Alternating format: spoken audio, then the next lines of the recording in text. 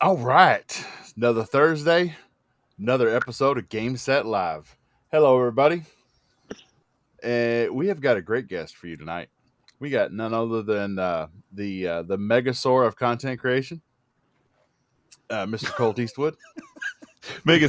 Sore as in SORE or dinosaur. And I'm old. Yeah, we'll go with No. both of those. We'll go with Yeah, both. both. Yep, Megasaurus Rex. all of the above. Oh. All right. Well, it's been not really a slow week as far as news goes.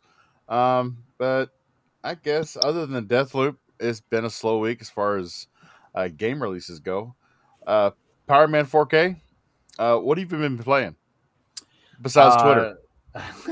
Well, I mean, not a whole lot of Twitter this week, although I have been paying attention to a lot of the news that's been surrounding the industry.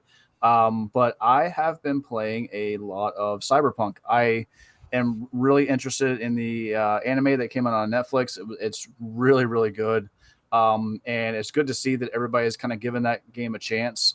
I've been kind of talking about it online, and kind of telling everybody to give it a shot and get back in there. And I'm playing it on the Series X, and man, it's awesome. It's probably, I don't want to say it's like it's definitely one of the best visual showcases. Like if you're looking for a game that's going to show off what the Series X can do in 2022 right now, I would say that game is a definite candidate for graphical showcasing, because it just looks so good, and everything that I've played on it runs really smooth. So I've been playing a lot of that, man, and I'm actually trying out this Modern Warfare 2 beta whenever we get out of here. So Yeah, Are you excited to get out of here? no, I'm excited. You sound like you are. I'm Just here. I mean, a I bit can't already. blame him. It looks really good. No, So, I played like a match and a half of it before I got situated, and yeah, it's looking good, man. Bob, what about that 5-minute episode? Can we do that? what? No, Just so no. just so 5 minute. Barman can already play his Modern Warfare. No, I've never had an episode that short, and I'm not about to start now. So, Fabio, you opened your mouth. What have you been playing? Oh Jesus! Wait a second. Should I not be talking? Okay. No, you're good. You're good, but you're Thank you next. so much. I really appreciate it. Hey, listen, if Yeah, you I'm went too great. far, you I've, don't have I've to been defend you. playing. Fair enough. Good point. Ah, so wait a second. First of all, is my camera working? There we go. Now There you we're go. good to go. Oh Awesome. man, now the Beautiful. ladies are gonna start flocking in. So I've been playing some Rare Replay because I just really love that game compilation, as well as a bit of Madden 22 because yep, NFL started the season.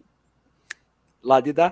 I'm not gonna talk about the week 2 Vikings versus Eagles. Don't mention about it. Bushiro, don't you fucking dare to mention about Philadelphia to me. But you gotta like We it. wouldn't, we wouldn't dare, Fabio. You seem No, very, no, you no. seem He very forgets I hate I the passionate had about it. Eagles. no idea. You sound I very had passionate. no idea sir. a Brazilian could be so passionate about the NFL. Well, it's because it's And real football. So and right now Yeah. I am downloading Deathloop as we speak. Already got it. Yeah, that's a good one. That's a good one. Well, Mr. Colt Eastwood, uh, this gameplay may bring back some nostalgia. Yeah, That's we've the had last some. game yeah. Yeah, we've had some good hours playing State of Decay 2 together, and pre 60 frames. Xbox One X gameplay back in the day, before the shoot. I don't remember what the name of the update was, where they sweetened up all Juggernaut. the lighting and made it look a lot Juggernaut. better. This Was game it looks the really good now. Juggernaut edition? Yeah, it was Juggernaut. Yeah, Yeah. Nice. And there was the Daybreak DLC, I think, was what right. was part of that before the Yep. Juggernaut edition. But yeah, they enhanced the lighting, and then they did the Juggernaut edition, and then they enhanced it, and it's like, oh man, such a good game. So yeah, we holds up. actually have a little bit of news about State of Decay. I don't know if you have that on your docket today, but right now would be a good time to say it if we do. We do now. Wait Yeah, a we second. do Wait a now. second. So- Wait, there were State of Decay Like, 2 news. K-Man.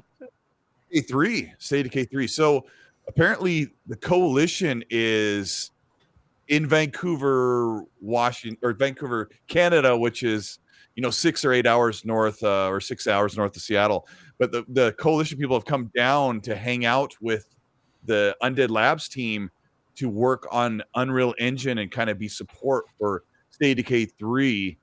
And they've also been doing some mocap stuff. So some big production and heavy hitters behind 150 or 300 people at Undead Labs. They've got the big hitters, Undead Coalition, helping them do some things, some big production for State of Decay 3. So I hope we hear about something soon, but we already know how great Undead Labs is, what they've been able to do. They need to take it a step further.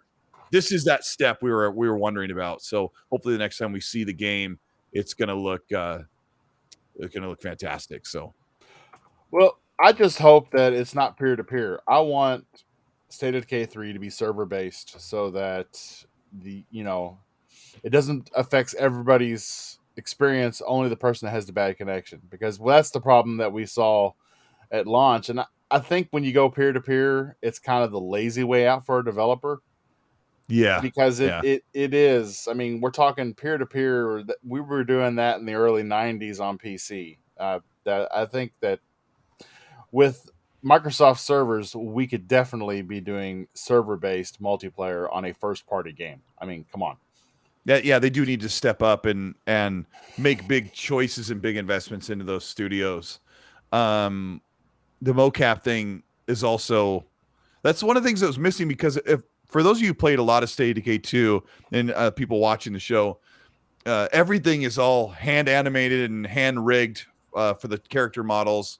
And you could tell, like, the way your character runs is kind of stilted, and the animations are just kind of pre-canned. Like when you go to stiff almost, right? they're Like stiff, yeah. And yeah. when you loot a container, your character does this, like, just kind of goes like this over and over.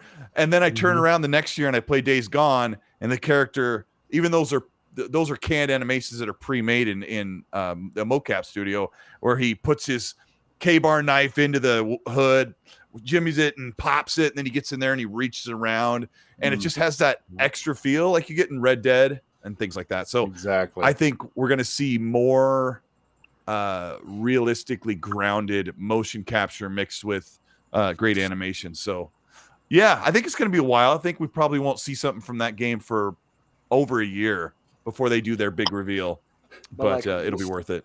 Yeah, I was Would you thinking say- 2024, maybe the earliest, right? If maybe Would you say the quality? Maybe. Like, would you say the quality of the game will be like what we saw on the trailer? No, that was just Almost, I think. cinematic I trailer. think, like you've got That would be pre-rendered stuff in amazing. Unreal Engine in that trailer from 2020. I think the character models will look really close to that, and then that level of the cinematic level, because this is the whole thing. When you get a small studio like Undead Labs, like, they create this really great open world and this immersive, interactive world where you have to do the survival thing. But then the production values, like that I'm almost playing a movie thing, isn't there, because you have 100 people making this game and they're kind of just getting going. This is their second game ever. So I think this is the time where we'll see something that looks really, really current. Of course, I don't know if Undead Labs is going to make the best looking game you've ever seen, but I think it's going to be pretty darn impressive, Nice. no matter what. I was thinking the same thing about the animations, Colt, because I went back to State of Decay, because I mean, I love State of Decay, the first one, the second one, and I went back to the second one because I don't know if the newest update actually allows you to continue your communities even after you do their storyline. Like before, when you did your storyline, that was it. It was over, and you got the whole them giving a speech to the rest of the community at the end of it. Now you can actually choose to go on, and your community can go as long as you want it to go. And so I thought that would be really cool to go back and do it again. And I noticed the first time I noticed I didn't notice it before, but I guess I expect more these days. But when you go to like fill your car up with gas, your character literally just stands right there with their hands at their sides by the gas cap and just kind of sways back and forth. Yeah. And it's, yeah. I really want some good mocap. Mm-hmm. But also, I mean, the game itself is a feat. I mean, considering the the size of the team and what they had as far as a basis from State of Decay. I mean, and the great thing about it is, man, is the sky's the limit. I mean, looking at the State of Decay 3 trailer that was announced, I mean, if what Colt was saying is true, and we're going to get something that's on that level of detail, animation, I mean, regardless of the play loop or the play style, that game has a really good opportunity to be like something that's really like, because I think that what a lot of people look for, and this is why I think that a lot of people gravitate towards a lot of Sony's games, right, is because they have a lot of visual effect, right? There's a lot of oomph behind their cutscenes, and there's a lot of thematic, cinematic, all these things that are going on simultaneously, like God of War 2018. There's a lot going on in these scenes, man. A lot of the cutscenes are just crazy. So I think that Xbox being able to tap into that, but also still having the fun of an open sandbox environment and having not forgetting about the game, right? Like not watching an interactive movie, we're still playing a game. But not to say that you can't sprinkle some of that into a game with some visual pizzazz, you know what I mean? And then State of Decay 3 could be that Xbox, Walking Dead powerhouse that we all know it has potential to be. Yeah. That wasn't even a topic, but thanks, guys. I mean, there you go. Getting more than you expect on GameSat Live. Who cares about Bushido's introduction, right? No one didn't cares even about get him. to tell us what he's been playing. You're asking me? Yeah. I'm sorry. What have you been playing? It's kind of weird, but I just played like 4 matches of Fortnite with Zocker, Dealer, and Gaz, and we had so much fun. I don't like to talk about Fortnite for longer than a few seconds because people go, "Oh my gosh!" I don't want to hear about. I'm Fortnite almost like for that. longer than a few seconds. I'm almost like that, actually. Yeah, it was pretty fun. We had 36 or something team kills. Like amongst the 4 of us, we knocked out 36 people on the whole set of 100, and we were just laughing and yelling and calling out strategically. And when the game looks goofy and dancing, we were having a good time. So that's really what the important. When I say we were playing Fortnite, I'm just saying we were having a ton of fun together on Xbox. And then we're playing the Call of Duty Modern Warfare beta, Modern Warfare 2 beta today. And nice. I am so rusty, and playing that with Dealer and Gaz, and I've been playing Deathloop. I'm so glad I waited. I'm so glad. Like when people tell you it's an old game or leftovers, I mean, a great game is great whenever you play it, and I'm glad I waited. I mean, I waited because I knew that it was going to be on Game Pass, and I could have gotten it on review if I wanted. But I'm playing the game. It's beautiful. It's slick. I don't understand half of what I'm doing yet, but I've got a couple of hours into that, and it's fantastic. So I've been having fun. Like awesome. Here's a speech. I literally ran out of games to play around August.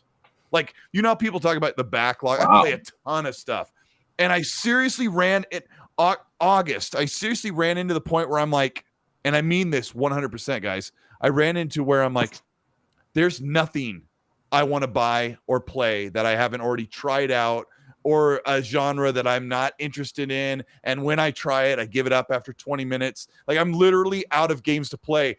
Here's the best part, in a year when Xbox had nothing to offer their fans from first party. So even with that, secret? I've been busy playing everything else. There's been so many good games, and people forget. There's great multiplats all the time, and that's mostly all we're playing. It's great. No, someone's gonna clip that. Someone's gonna now clip Colteastwood saying, "I had nothing to play on Xbox," and then they are going to use, "There we go, Xbox has no games." No. Here's the best part, Fabio. Here's the best part. I sat down and started playing Death Stranding on PC Game Pass, because There I you could go. use my Xbox Elite controller. Yep. And the PlayStation fans weren't happy about that. They were mad that I didn't buy it earlier, or I didn't pay for PlayStation Premium, or I didn't use the 1 week trial, which I hate using trials. I hate it. I don't like putting in my credit card for the extra and then having to remember to go cancel. So it's just something I don't do. And hey, what? You're not me. It's great. I love it. Thanks for coming. Awesome. Slav it. You know, I want to know what your secret is, because I mean, just like me, you're a family guy, wife and kids. You got a career, and you're still able to play all these games. I can't do it, Colt. What is your secret?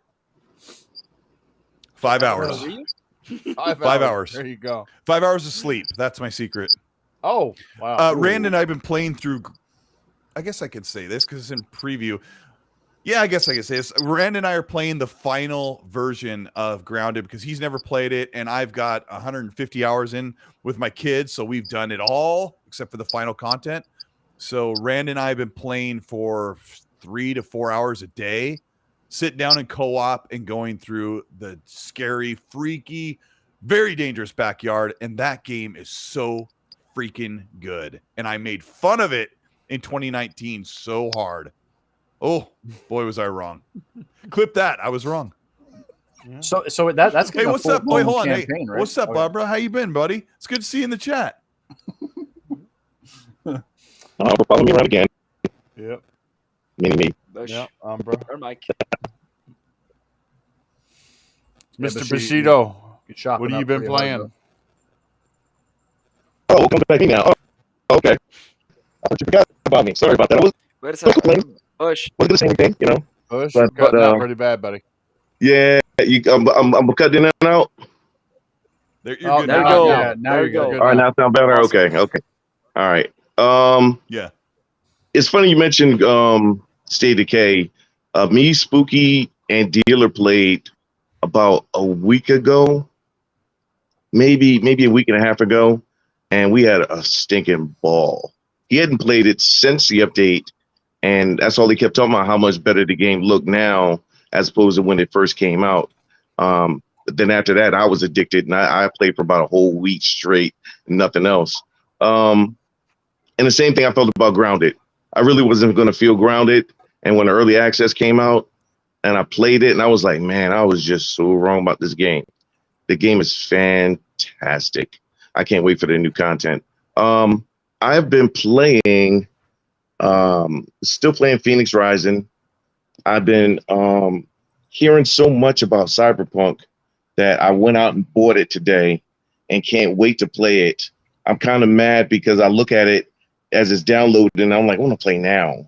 I've been playing Slime Rancher a little bit and Tinykins, here and there, and a little achievement hunting on Assassin's Creed Odyssey. Is a couple more achievements I could get that I didn't notice I was close to getting. So that's about it. Awesome. He Well, said I may or may not have 7. yeah. 'Cause the running joke is Colt that Umbra and Bushido, they're the same person, actually. They sound Yeah, that's what alike. everyone says. and- Yeah. Aren't they? Yeah. Aren't they? No, They're impersonating each other. no. What did somebody say before? You never heard Bushido and Umbra on at the same time. We've been on Actually- 2 shows at the same time. He's been on this show with you. Yes, Actually, like I 4. was about Yeah, to about mention. 4 times. So yeah, we've been on a few shows together. So when they say that, it's kind of funny though. But but this my voice is a lot smoother than his. It's like peanut butter. Even if you put good peanut butter on cheap bread, it just slides on. Peanut butter's sticky, right? Yeah, but his is more like chunky.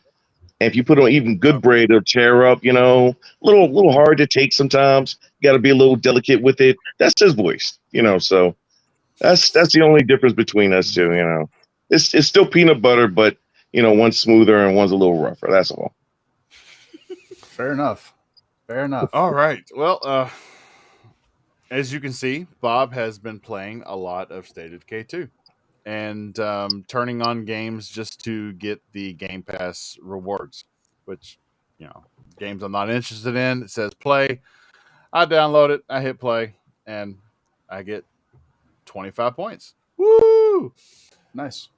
Other than that, State of Decay 2, uh, I'm kind of disappointed in myself. I launched Deathloop, and then the wife called me away for something, and I just sat right there at the title screen. Never actually got to play any of it.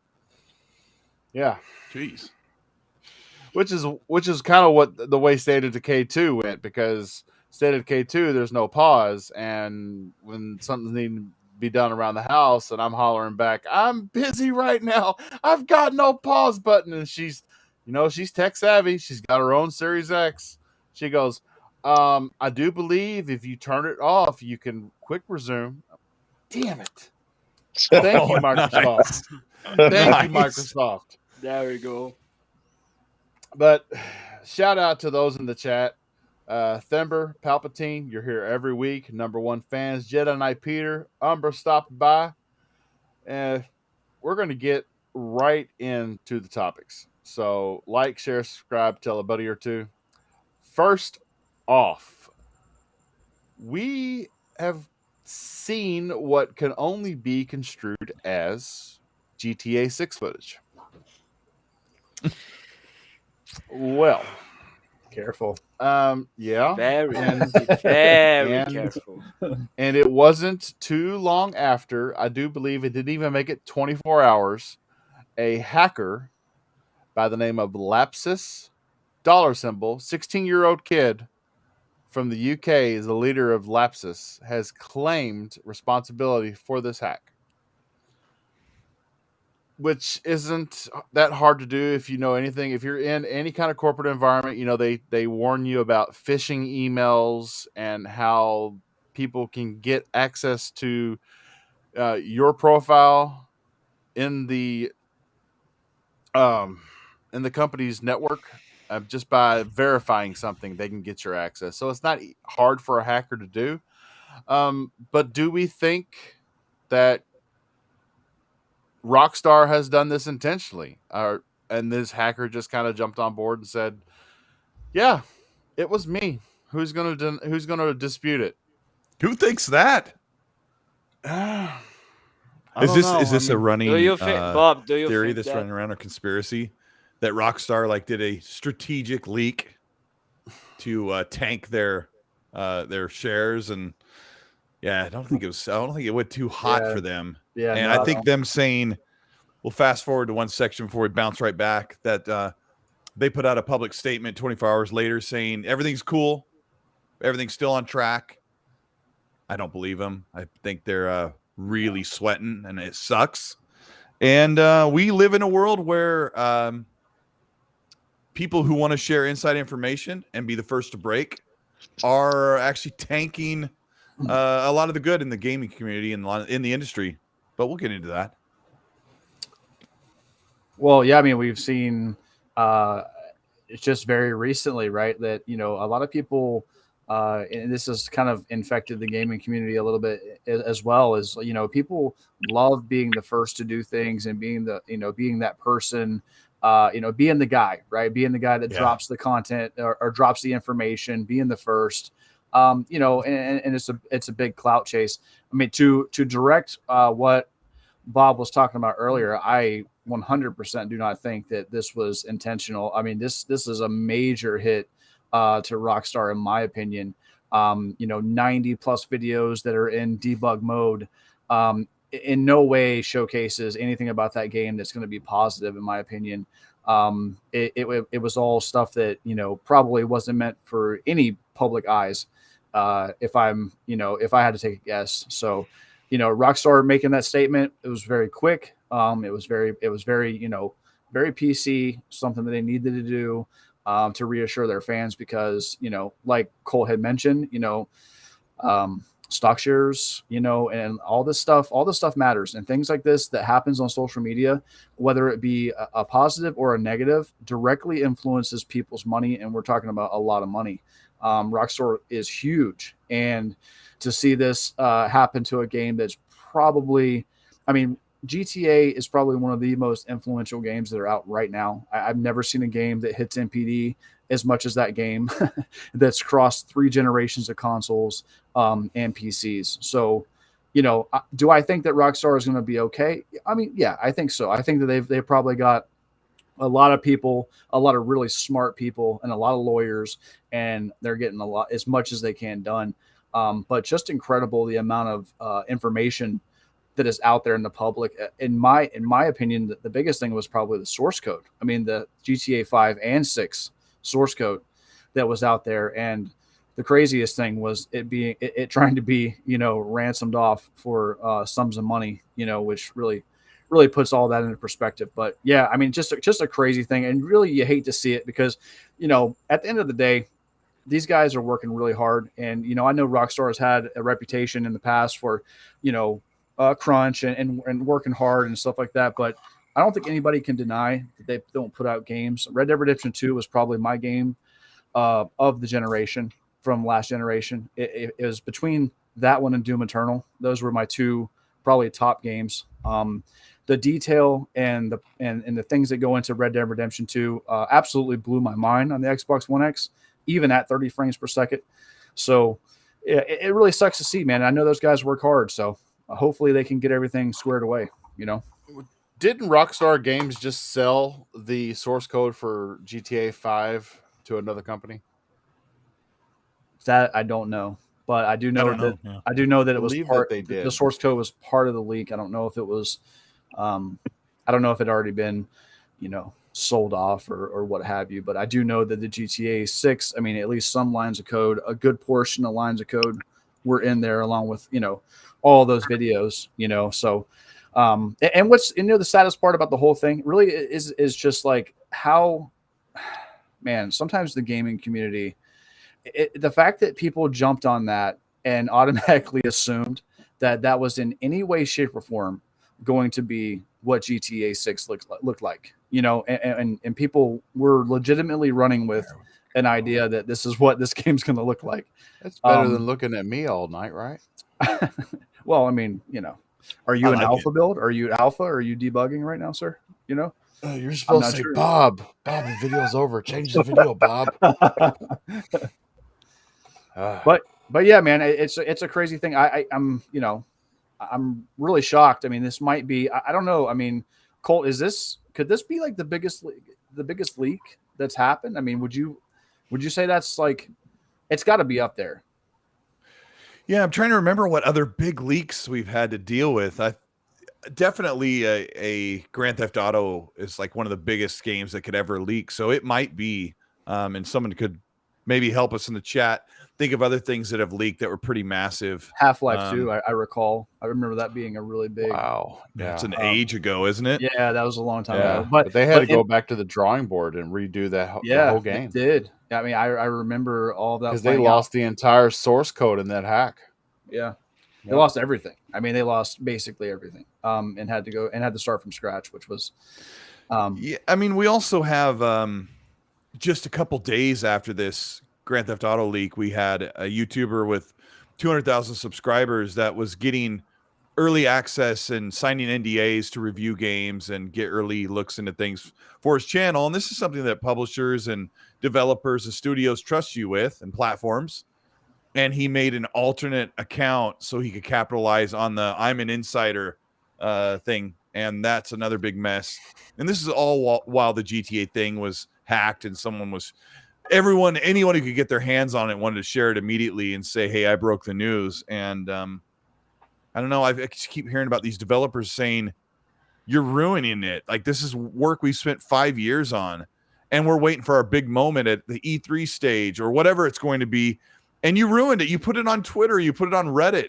And yeah, it's pretty bad. Pretty bad. Mr. Bushido, what's your look on the hack or the leak? Or, I mean, Well, okay. Sorry. From what I've seen, I mean, I've not actually seen anything other than a screenshot. Is there more out there? Am I missing You something? just see the video clip. It's a video clip of the strip club. There's 90 clips that were put into 57 minutes of compilation footage that were uploaded on dozens and dozens of channels, mostly small channels, and they're gone. I captured it that Sunday morning because I thought, oh, I could cut this into like the best looking parts, and maybe it's something I could use eventually when Rockstar is not upset. And so like I have the 57 minutes sitting on my computer and I haven't even bothered messing with it, but I guess when the game comes out, maybe I could use it to say, here's what it looked like in the development stage, but it's probably not something I would even use. Great idea. It's just, you have part of the screen is taken up by the game, which essentially looks like a 360 version. To me, it looks like a 360 version of Grand Theft Auto 5, which is what we have now anyway. It basically looks like Grand Theft Auto 5 with a different character. It just looks like somebody literally loaded up. For those of you who are wondering about spoilers or who haven't seen it, it literally looks like somebody loaded up a low spec version of GTA 5 and had some lines of codes over it and were playing the online where you have your custom character. There was absolutely nothing in there that screamed this amazing Miami landscape. It looked like it looked like Los Santos because you have the palm trees. It just didn't. You don't have this aesthetic where it's 1980s Miami in Vice City. It's Vice City in the modern era, which I'm kind of bummed about because your characters are going to have smartphones and they're going to make jokes about TikTok and because the Rockstar Grand Theft Auto thing really is what it is. It's a parody. It's a satire on American culture. And that's what makes it so charming. And when they were in Vice City in the mid 80s, capitalizing on the excess culture and synth wave music or synth music and hard rock and all this stuff, that was really great. They get to like bounce off this, but now they're going to bounce off modern Miami, like the 2020s, or whatever it is. But they just nail a time period so well. And I just don't think we get period piece video games really anymore. And Rockstar is the best. The way they do the Wild West from Red Dead, the way they covered the LA riot era of 92, the emergence of gangster rap. One of my like favorite moments as I was growing up was watching that scene and watching people, the entertainment scene just blow up under that culture of LA. It was amazing. And they cover the downs and the ups, and I miss that. But I don't know. Grand Theft Auto is going to be incredible either way. I'm not even worried about it. Yeah, I'm not either. I'm really not. It's so, I mean, we know what the games look like in pre-production, and I mean, right now, I mean, are they really going off of anything other than a board in a boardroom saying, putting down their ideas and then somebody rendering it and saying, this is what your idea could look like to start. I mean, that's basically all we're seeing. Mr. Bushido, would you agree with that? Yeah, I would agree with that. I thought the same thing when I saw the game, though. It looked like an old version of Grand Theft Auto, more like the 360 era, just like Cope said. But when I saw it, but see, we do more stuff with talking with developers and things like that. So I had an understanding that, oh yeah, this is probably just an alpha build, or this is an old build. You got to realize that the game absolutely had to have been worked on for years. So of course this isn't the final product, but when people saw it and they jumped on it like that, I was like, man, like I said other times on the show, I wish the industry did a better job of documenting things like the movie industry does. You get documentaries about how the movie was made, and this is what happened during the time frame we were making it, and so it helps people to understand why there'll be issues with movies. You don't have that inside the gaming genre, unfortunately, and I think it would help at least a little to help people to understand that, hey, this is the process, and this is a common thing, and wait for the final product, which we're always told, but no one could ever wait for the final product to hear it, or to see it. I did like the fact that other studios came out and supported them. I didn't think it was necessary because it's Rockstar, and for me, it wasn't necessary for me. I was like, nah, you already seen their games. This game's not going to look like this. And that was the part too that got me. You played Rockstar games, you know they're better than this, and you really gonna critique this alpha build that you should be able to tell us that. But more than likely, it's just anybody, one of those guys or people that's on Twitter that look to be the one to critique something first or be the first one to say something harsh because no one else will say it or whatever. But I didn't think it merited all that attention that people gave it in a negative light that it was in.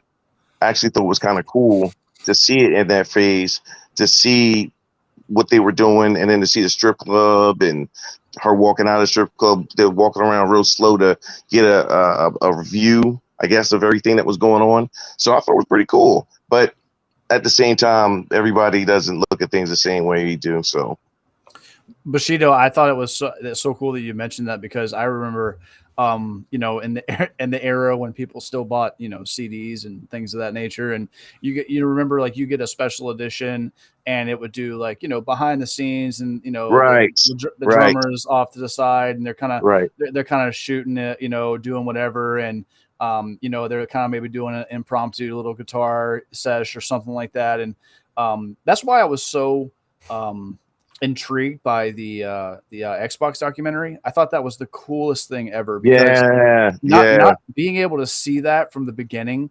And like I said, I was, on the OG Xbox in 2002. I still remember to this day plugging in the internet cord into the back of my Xbox, playing Halo 2, you know what I mean? Going to the mall at midnight and I picked up 2 copies in a steelbook, you know what I mean? So like, I remember that stuff, so getting to see behind the scenes and hearing Seamus and everybody and how, those guys were passionate. They were gamers, man. Like knowing that Xbox stemmed from just dudes that wanted to get something cool made, you know what I mean?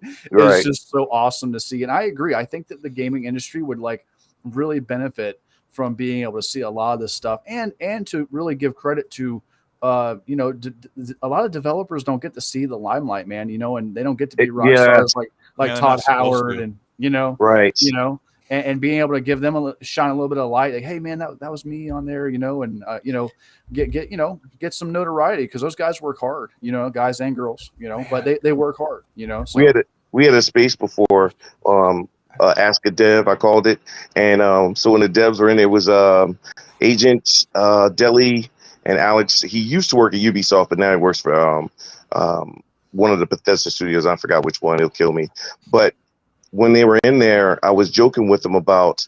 I said, "Man, you guys must have groupies and people in the front with the paparazzi and everything." And they fell out laughing, like, "Yeah, right." People would know who we were if they bumped into us at the store, which is funny because it's a shame because we love video games and adore them, but we don't even know the people that make them. We only know the heads or something, or things like that.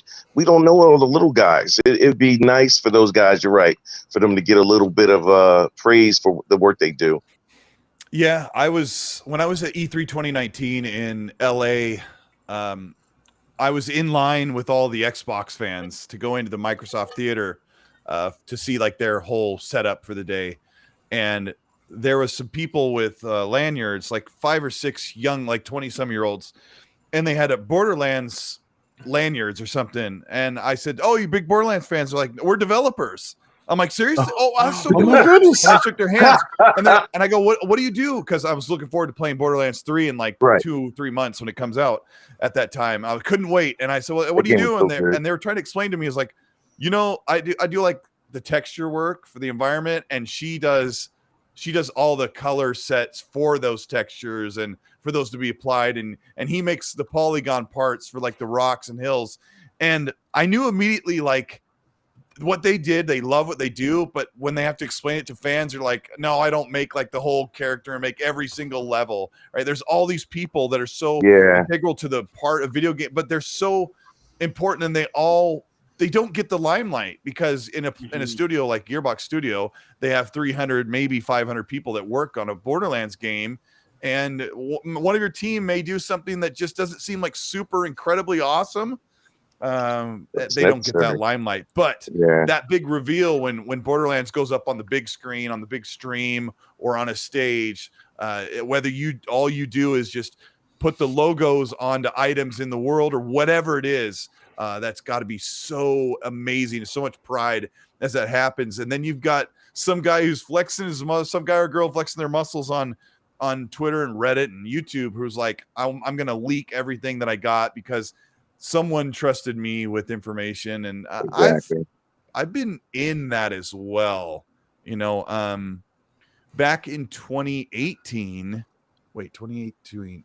You leaked no, source code and stuff? No. Are you confessing on our show? Jesus. Old age again. Years are running together. Back in 2018 or 2019, I had heard from a source that I talked to a lot that Xbox was working on. I'm trying to remember what year it was. It might have been the end of 2019, right before 2020, when they were right before they announced the Series X or after. I can't remember. Anyway, I had heard that Xbox had this Lockhart thing for a long time. And I talked about it in a few videos, and I kind of always said it like, what if Xbox made a cheaper model? And what if they're testing things like they were with the all digital and the Series S? And it's not that far-fetched to think Xbox have two models. They were doing it for a while. And so, but I had knowledge, at least, that I was really super confident that this Lockhart, this affordable $300 Xbox One X with Series X CPU, right? It was how I posted it. And that was something that would have taken away from the excitement of a reveal. And I talked about it for a good year or so before it got announced. And that about a month before a couple days before the Series S was finally revealed, Brad Sams put up a video. He had his big insider exploitation moment. And Brad Sams is amazing. I've had him on my show a couple times. He's so fun. But somebody handed him digitally this little 20-second clip of what the Series X looked like with its name, and he threw it up on the web. And Microsoft was really mad. Like, they were really mad at him because it ruins that big reveal moment. And he was in the doghouse for a little bit. And now, of course, they love Brad. Brad's amazing. They've forgiven him because he's such a good person in the industry and the community. But yeah, it was tough. It was tough. I tell you, the Xbox social media account, when that whole situation was going on, man, that person must have gotten a raise, because that was the most hilarious reaction to a leak that I've seen. Man, just the perfect meme, especially with the whole situation going on with the Series S. I still remember that to this day. And man, that got so much traction. And I agree. It's just like, dude, like, people put their heart and soul in this stuff. And we talk about all the time in the gaming community about, take your time, right? Like, take your time, don't crunch, do this, do that. Well, we also need to respect the fact that this work took a lot of time and let the people have their time to shine. You know what I mean? And that's E3, whether that's an XO, whether that's the Game Awards or what have you. And these leaks really take the air out from under the wings of these guys that have been busting their butt for, however long, you know what I mean? Yeah. So I think that as a community, man, we gotta start like looking at those in equal terms, whether it be crunching and leaking content, because you can't be upset about one and then do the other. About the other, right? Yeah. Shout out to Paris in the chat. Shout out to Hargeek Chani. Shout out to Logi Cal. I hope I said that right. Logical, yes. Logical. Yeah. Yeah. Colteastwood telling industry stories. Well, that's what us old guys do. We sit around. Yeah, I had Brad on my show and he was talking about it. Yeah, it is rough, and I know Paris has spoken up about it as well. Like he made a big post about how it's just this, like, I gotta have my moment. Like, they're people's claim to fame, and it starts to ruin things. And even if the source code wasn't stolen, I'm sure Paris would agree that this could this is going to affect when Rockstar was hoping to release the game, because now they have to do all kinds of different damage control. They got to make sure security is still set. They, some stuff gets leaked, and then the people start talking, and they have to retool different things they're doing. It definitely affects the window, and maybe Rockstar really feels like, hey, we're gonna make it through this. Everything what we've checked out is fine. We're still on track, but it's really hurtful to the industry when these things happen. And I know we all want to have that moment where like, hey, I said it first. Yeah, it sucks. I do want to say Bushido and Colt have really changed the way that I look at this whole leak thing, because it really is insightful, and it's giving you a look at how the games start, and people are overreacting, and it's not constituted whatsoever. I'm sure every game looks like this, and many of them probably look much worse. Yeah, I mean, it really is kind of like raising the veil and showing you the building blocks. And But Sea of Thieves did not look good when I saw that video in the alpha build. I was like, nah, I wouldn't want to play this game. But it looks fantastic now. So that's what it shows you, that you can't see these things and then jump on it. Everybody always wants to be negative anyway. Everybody's always looking to be the one to say, I'm the one that said something. You're right. That's exactly how this society is now. I'm the one that said something. I said it first. I showed it first. Or I'm the one, hey, that leak? I'm the one that did that. Guys like that. Yeah. So it's a shame, but it ruins everything else for all of us, though. Exactly. And like I think this is a situation where this is the human being. Like everyone, the human being wants to always have that brief moment of I did it. I am famous now. I am the guy. I am on the big screen. That's it. But he's not helping anyone with that, to be honest. And it's pretty clear that we all like to judge first and think last. Actually, we we are now having that with GTA 6. We had that with Redfall screenshots, as we saw before. We had that with Sea of Thieves. We had that with what's the name of the game now? Halo Infinite, where it got when we had gameplay. So yeah, really, it won't stop. It will never stop. That's the problem. don't even act like you don't know what that game's called. 3 years. It took them 3 years to fix Master Chief Collection, and now it's amazing. In 3 years, Halo Infinite will be the best multiplayer game out there. I'm telling you. I already said when Tatanka do their magic. When Tatanka launches, it's going to be a game changer. I have always said, and I know. Listen, I know that battle royales have gotten a negative connotation around them over the course of the years. But if there's any game that would make an awesome battle royale, it would be an orbital drop shock trooper dropping in on a map and getting guns, Halo style, in a battle royale. We had a battle royale in Halo Infinite. They took it out because it was the least played game. No, that was just like a little mode. I'm talking about a full-fledged, nonstop. Think PUBG mixed with Warzone or whatever. I'm talking about on that level. If Tatanka is what people are talking about, and maybe it's not. Maybe it could be something completely different. I've always been on that line of thinking that I think that Halo just has all of the mechanics already built in. ODST, the fact that your Spartan is not really Master Chief, you can make him and build him as you see fit.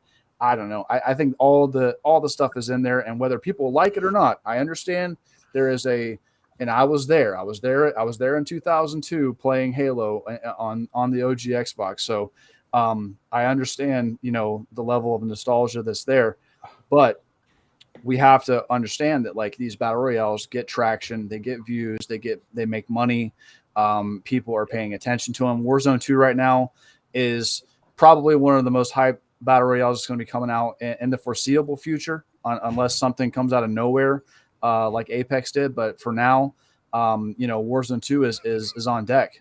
So I think that in order for Halo to to be able to compete on a level like that and to get like notable streamers and people talking about it on that level, I think would be awesome. Do not get rid of anything else in the game. Have your team deathmatch, have your your Fiesta Slayer, but have that as a mode, have that as an option. And then you get all those people that are sick and tired of playing Fortnite or Apex, for the 150 millionth time. And they say, all right, we're going to do this. We're going to stream it. We're going to get 15,000 people in our chat and we're going to start talking about it. You know what I mean?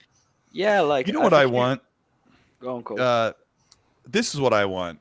Like I said, I played for an hour or two of Fortnite today with my friends, and I want 343 to give as much time, attention, people power, support, extra content.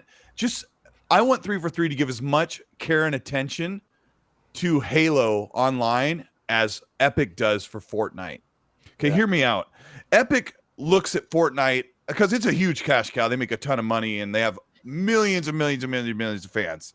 So what Epic does is says, hey, we have to keep these people fed, these fans. So what they do is they do these seasons, and these seasons come right on time. They come with a big cinematic, kind of like Halo was doing. They change the game. They add all this content. They make it big. They want you want to crack your wallet if you're playing it, because everything is so alluring and looks great, everything that you want, because Epic wants you to feel that it deserves the care and attention that you think it should. And I don't feel like 343 has been able to do that with all the troubles they've had. So it's like, do you ask for 343 to just keep hiring people and build up the studio big and just go all in on this game and make, get Certain Affinity or the studio working on this battle royale, get it big, add other Xbox IP related cosmetics into the game, get people like so excited and so invested personally and emotionally and just hooked on the game where they want to buy stuff to make their character look like their own. Do the orbital drop shock trooper where you come in, you come down as your Spartan or your elite drop shot trooper, and if his armor sort of resembles Gears or resembles Skyrim guy or Doomslayer or whatever, and it's all built into the IPs. I know people don't want me to Fortnite it up, but when you were talking about Warzone, Bushido, about or Power Man, about how it's the biggest thing. I mean, Apex was the biggest thing. Apex is still huge. Fortnite and Warzone are the hugest. That's not a word. They're the hugest. You've got these big, great things that are battle royales. And I really feel like Halo Infinite deserves all of that treatment where all hands are on deck building this amazing thing. And yes, that's the It's Halo a good game deserves now. It's a good game now. It just doesn't have content. Halo Infinite feels so good. Yes, you're right. It doesn't have all that content, and it deserves every bit. It does. Of all it really of the does. horsepower behind it. Because it's a fantastic game. But like one thing that I just don't like is I have no problems with Halo having a battle royale. I think the problem that I have is, let us first of all focus on adding a battle royale instead of fixing and adding what made Halo be Halo. You know what I mean? Yeah. That's the problem that I have with it. I think that, okay, you want to attract the new demographic, you want to have some new players, okay, go on, do that. But what about the guys that helped to build this IP over the years since 2001? Fabio, the guys that have been here since the beginning. Let me retort that, and I'm gonna go back. We're gonna go back to Fortnite, right? So everybody remembers when Fortnite dropped in early access. This game was a tower defense shooter that had some baseline mechanics. Yep. And if you guys remember the timeline, there was a game that came out that defined a genre around that time, right? And that was PUBG. Yeah. So same year. Yeah. PUBG came out the exact same time. And at that point, Fortnite was essentially classified as a quote failing game. It was not selling well. It was not breaking any records by any means.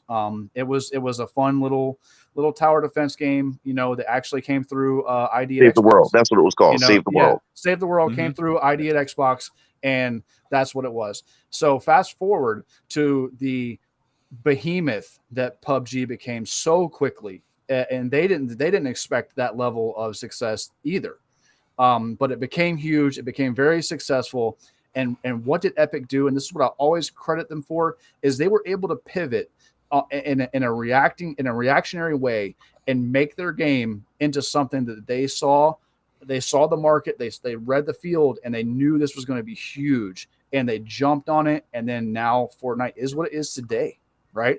And so I don't think that anybody in the Fortnite community, I don't really, I'm not like revolved around that community, but I very seriously doubt that people that were to that original game were like, oh man, they just really lost their way. I mean, I see people all the time that are all about, like, I have spent an embarrassing amount of money because I play it with my kids, and hey, I want to be Darth Vader, man. Like, that's cool. I want to be Silver Surfer flying around and shooting an assault rifle. Like, I think that's hilarious. So like, people that appeal and get in that pop culture, and they're so on point with like anything that's going on, whether it be a new show or something like that. They're so quick on the draw with getting that stuff. And I think that if 343 really put like all their power and their creative minds and got to that level where, like, there's a Halo dropping with a theme skin for like the latest and greatest thing that's happening, and do some really cool collaborations, that it could be on that level. Because like you guys said, the skeleton, the bones of that game are so solid. The shooting is so solid that it deserves that level of attention. You don't like the skins now? I love the skins that they've been putting out as of recently. They were really I like tight. them. I like them. I just think there's definitely room to be a little bit more abstract and creative. You know what I mean? And kind of like kind of break the mold. And like, listen, we're all maybe not all of us, but we're all like older. You know what I mean? We've been around, so we know the game. And this new generation, man, we have to remember that these kids are growing up in a different gaming world. Thank you very much. Fresh But, age 21. Younger kids, man, they're growing up in a different world, and I would like to see the demographics, what young kids are like leached on to Halo Infinite. One of my critiques with 343 is, instead of pushing it forward, they're like, no, we decided to reboot it and give you that 2001 feeling with a couple modern tinges to it. And I'm like thinking, that's good for your diehard fans, but I don't know how that, like, the grapple shot's amazing. And when I play it, I'm like, okay, I feel like I'm just kind of playing an iteration of Halo over and over.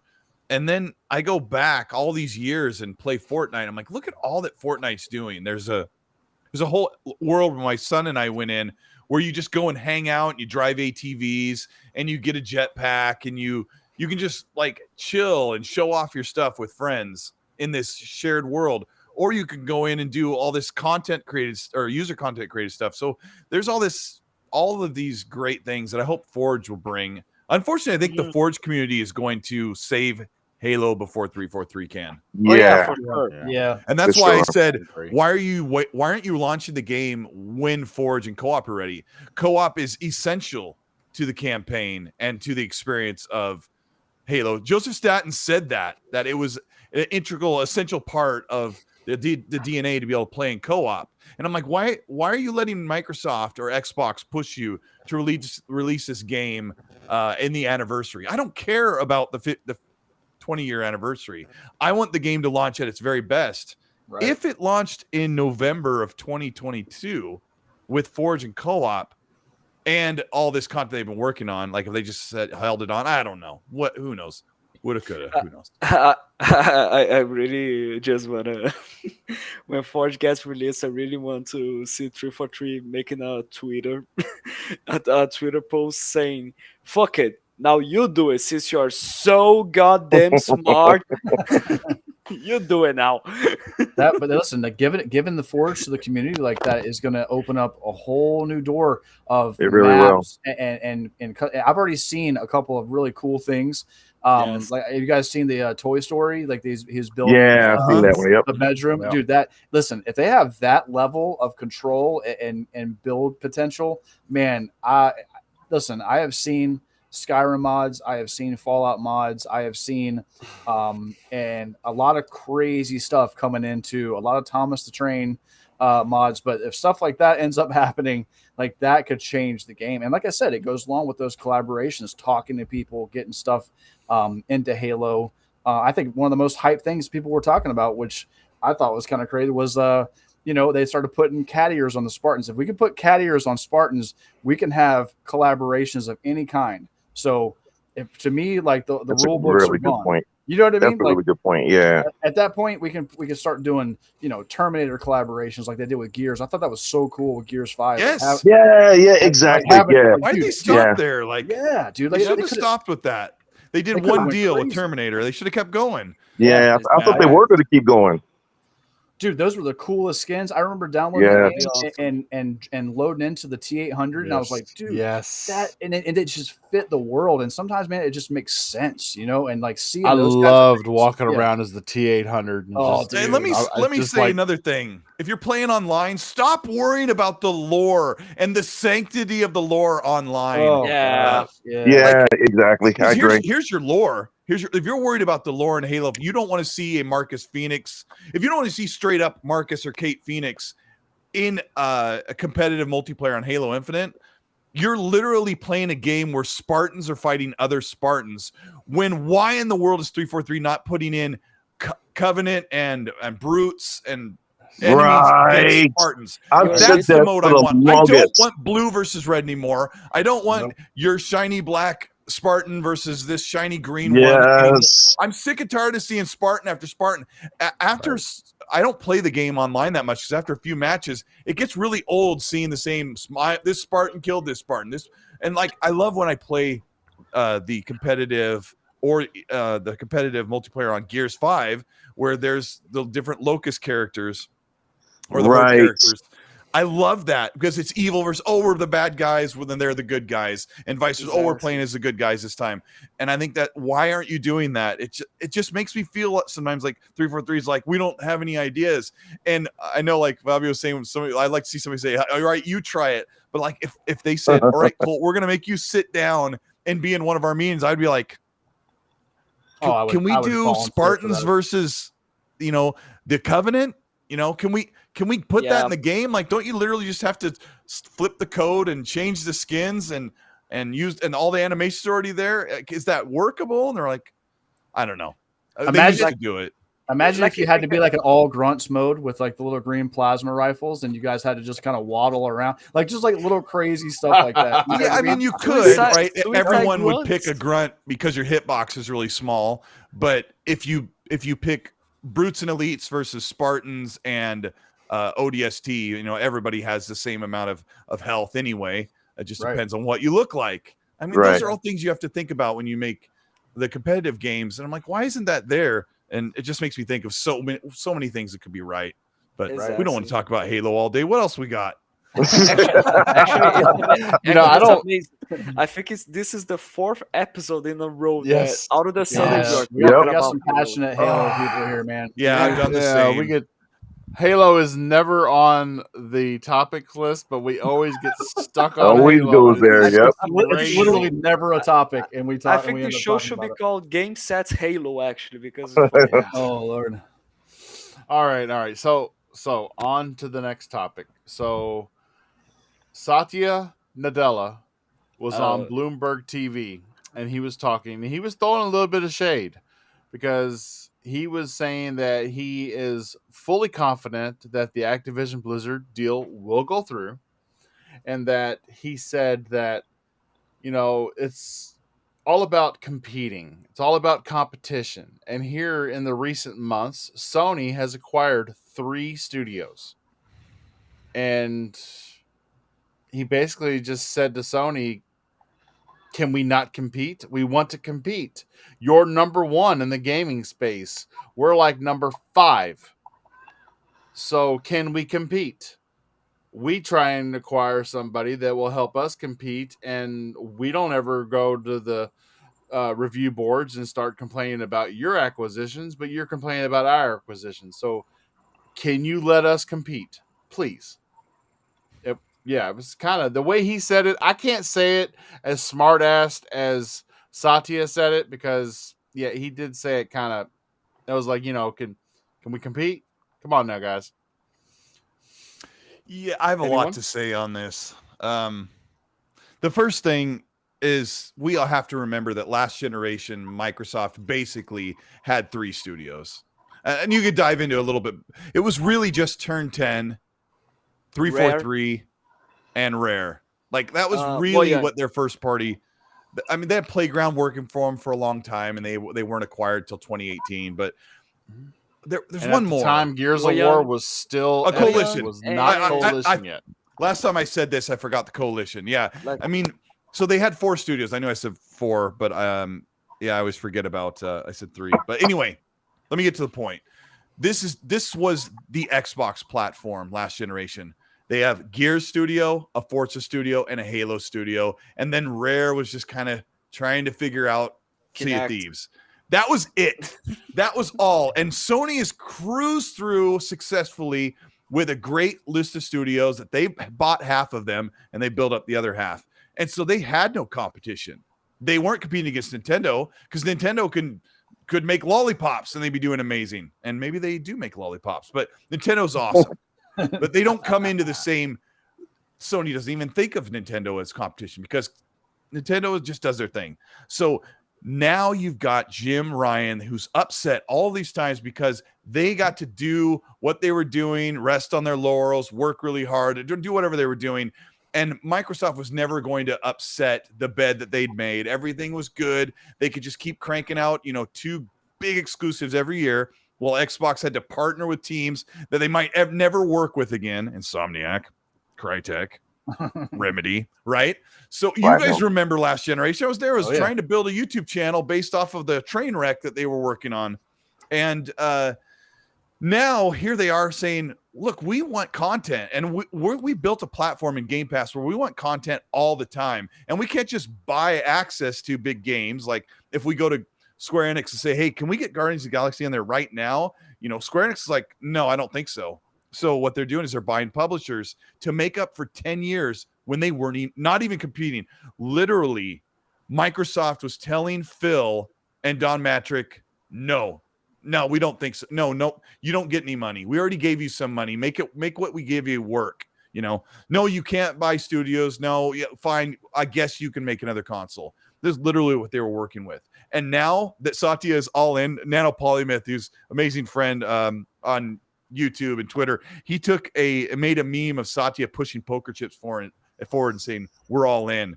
And it's just great. So Xbox is going to dominate this generation with double the set of studios, more content, banging in all the time on Game Pass, which we haven't seen.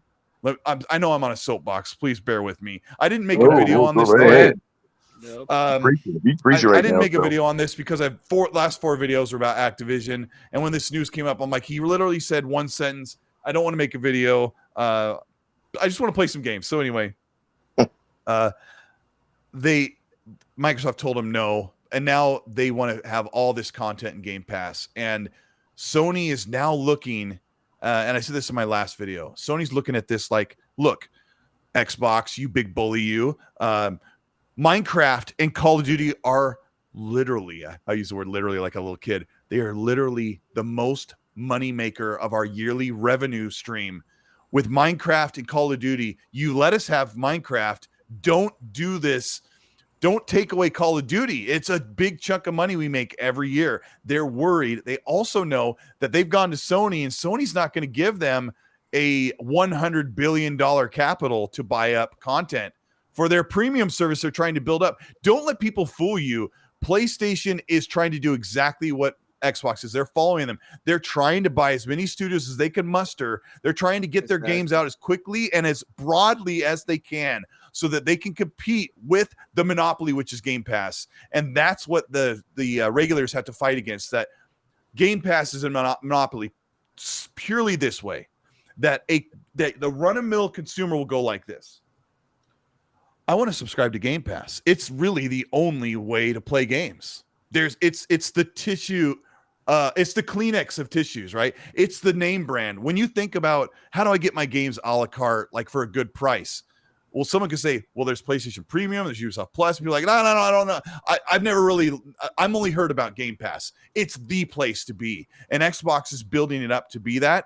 PlayStation is shaking in their boots because they don't have the capital. They've started late on this services. Xbox is already cranking. It's going to come in next year. It would have started last year like I'm still on this soapbox. All right. Go ahead, man. I'm sorry. Go ahead. We're here for They it. are I'm literally here for it. in this situation right now where Xbox dominated in 2021 with the most nominations, the most awards. They had 20 million players and 7 million sold on Forza Horizon 5 before the game even launched in Game Pass. They killed in 2021 with Flight Sim and Psychonauts 2 just did amazing. They had a great year. And then 2022, they were supposed to have Redfall, Forza, and there you go, Colt. There's a soapbox. Did you put one up? So thank you. So what happened with 2022 is Xbox was on a roll. They just kicked off the generation. Halo Infinite came out. It did phenomenal in the beginning. It faltered for this season 1 thing, right? But they were on a roll. And then Todd's like, we'd be best not to release a broken game. We watched what you did with Halo Infinite. We're not doing that with our treasured IP. We know better. So Xbox is in a situation where 4 of their biggest games, because I think Forza Motorsport was probably trying to come in the holiday 2022, but Turn 10 asked for yet another year because they want to come in kicking and swinging and ninja kicking, right? So Starfield was supposed to release, Redfall, Forza, and Stalker 2, a major third-party deal, was going to come in and be one of the best-looking games ever, and then they were in a war situation. Xbox was like, oh, crap, our 2022, pardon my language, is screwed. Like it's a bad situation. And I'm upset that Xbox just sat back and go, look, we have lots of little games that'll pour in. It'll be fine. I'm like, no, it's not fine. You should buy something to offset the AAA experience on Xbox because we weren't getting that like exclusively. But then when I'm talking about 7 minutes ago about how the Game Pass machine, the Game Pass diesel truck is going to come burrowing in like never before is next year because the delays for those games are over. Starfield will come out late in the summer, maybe in the fall. I'm predicting Redfall will be there in the early spring before summer. Forza Motorsport is probably going to come in the late spring as well. Maybe Stalker will be ready. Atomic Heart. It's going to be crazy. And PlayStation knows. What's that? I said Atomic Heart. I can't wait for that one. Yeah, and it might come in December, but I bet they need a little more time because that rumor's probably true. So it's going to be really bad. PlayStation knows they have 12 studios. They don't have anything in the pocket. They've got Wolverine. They've got the Final Fantasy and Square Enix deals. They've got Last of Us Factions, which they promised 3 years ago. And they've got God of War Ragnarok. Fantastic, right? But Spider-Man 2. But they don't have this laundry list of games that we've heard of. PlayStation fans are wondering, where's our like thing to look forward to for the next couple of years? But they've had great games. It's the Game Pass thing that worries them because they're not going to be able to catch up. They just don't have the studios. I see Hargeet in the chat. I would love to hear Hargeet write something about if he thinks I'm even on the spot. We talk about this a lot. Hargeet and I talk every day. It's going to be very, very difficult. The narrative it's over. It's over. Am I the only one who is feeling that I was really just live reacting to a Colteastwood video right now? Am I the only one who felt that? Oh, she's amazing! God damn! You know, that's what you get on. That's what you get on GSL. I did want to ask Colt something real quick on the soapbox. I do want to ask Colt something real quick. What made Satya change his mind? I never heard of why. Phil. And what he said. Phil. Okay. Yeah, Phil. I had a chance to talk to Phil about a year ago about different things. Like he's super excited, and he feels like he's worked really hard to say Xbox is a great venture and gaming is exploding. And gaming's been so popular, but it's had this real huge uphill climb right before the pandemic, and then they capitalized on that. So it's obvious that Satya has just been listening to Phil, and he's like, look, I can make a bunch of return on investment We can make this thing huge. And people, because remember when Game Pass came out, they're like, what? That kind of sounds too good to be true. And it's kind of right. continued to do that even during really bad times. So Yes. I think Satya is just like, yeah, I mean, because remember Phil said in an interview that, do you have to check in with Satya? Like, do you have to run these ideas by him? And Phil kind of laughed and said, well, I had to run the Activision Blizzard deal by him to get approval. But basically Phil said that he had carte blanche to buy whatever studios he felt with his team were a good investment, because Satya really meant it when he said we're all in. I think he's just given Phil the budget and say, look, let's run it by, let's, ask me about stuff, let's talk about it, and we're seeing it. And they would be buying something right now if they weren't in the middle of a messy situation with a big purchase.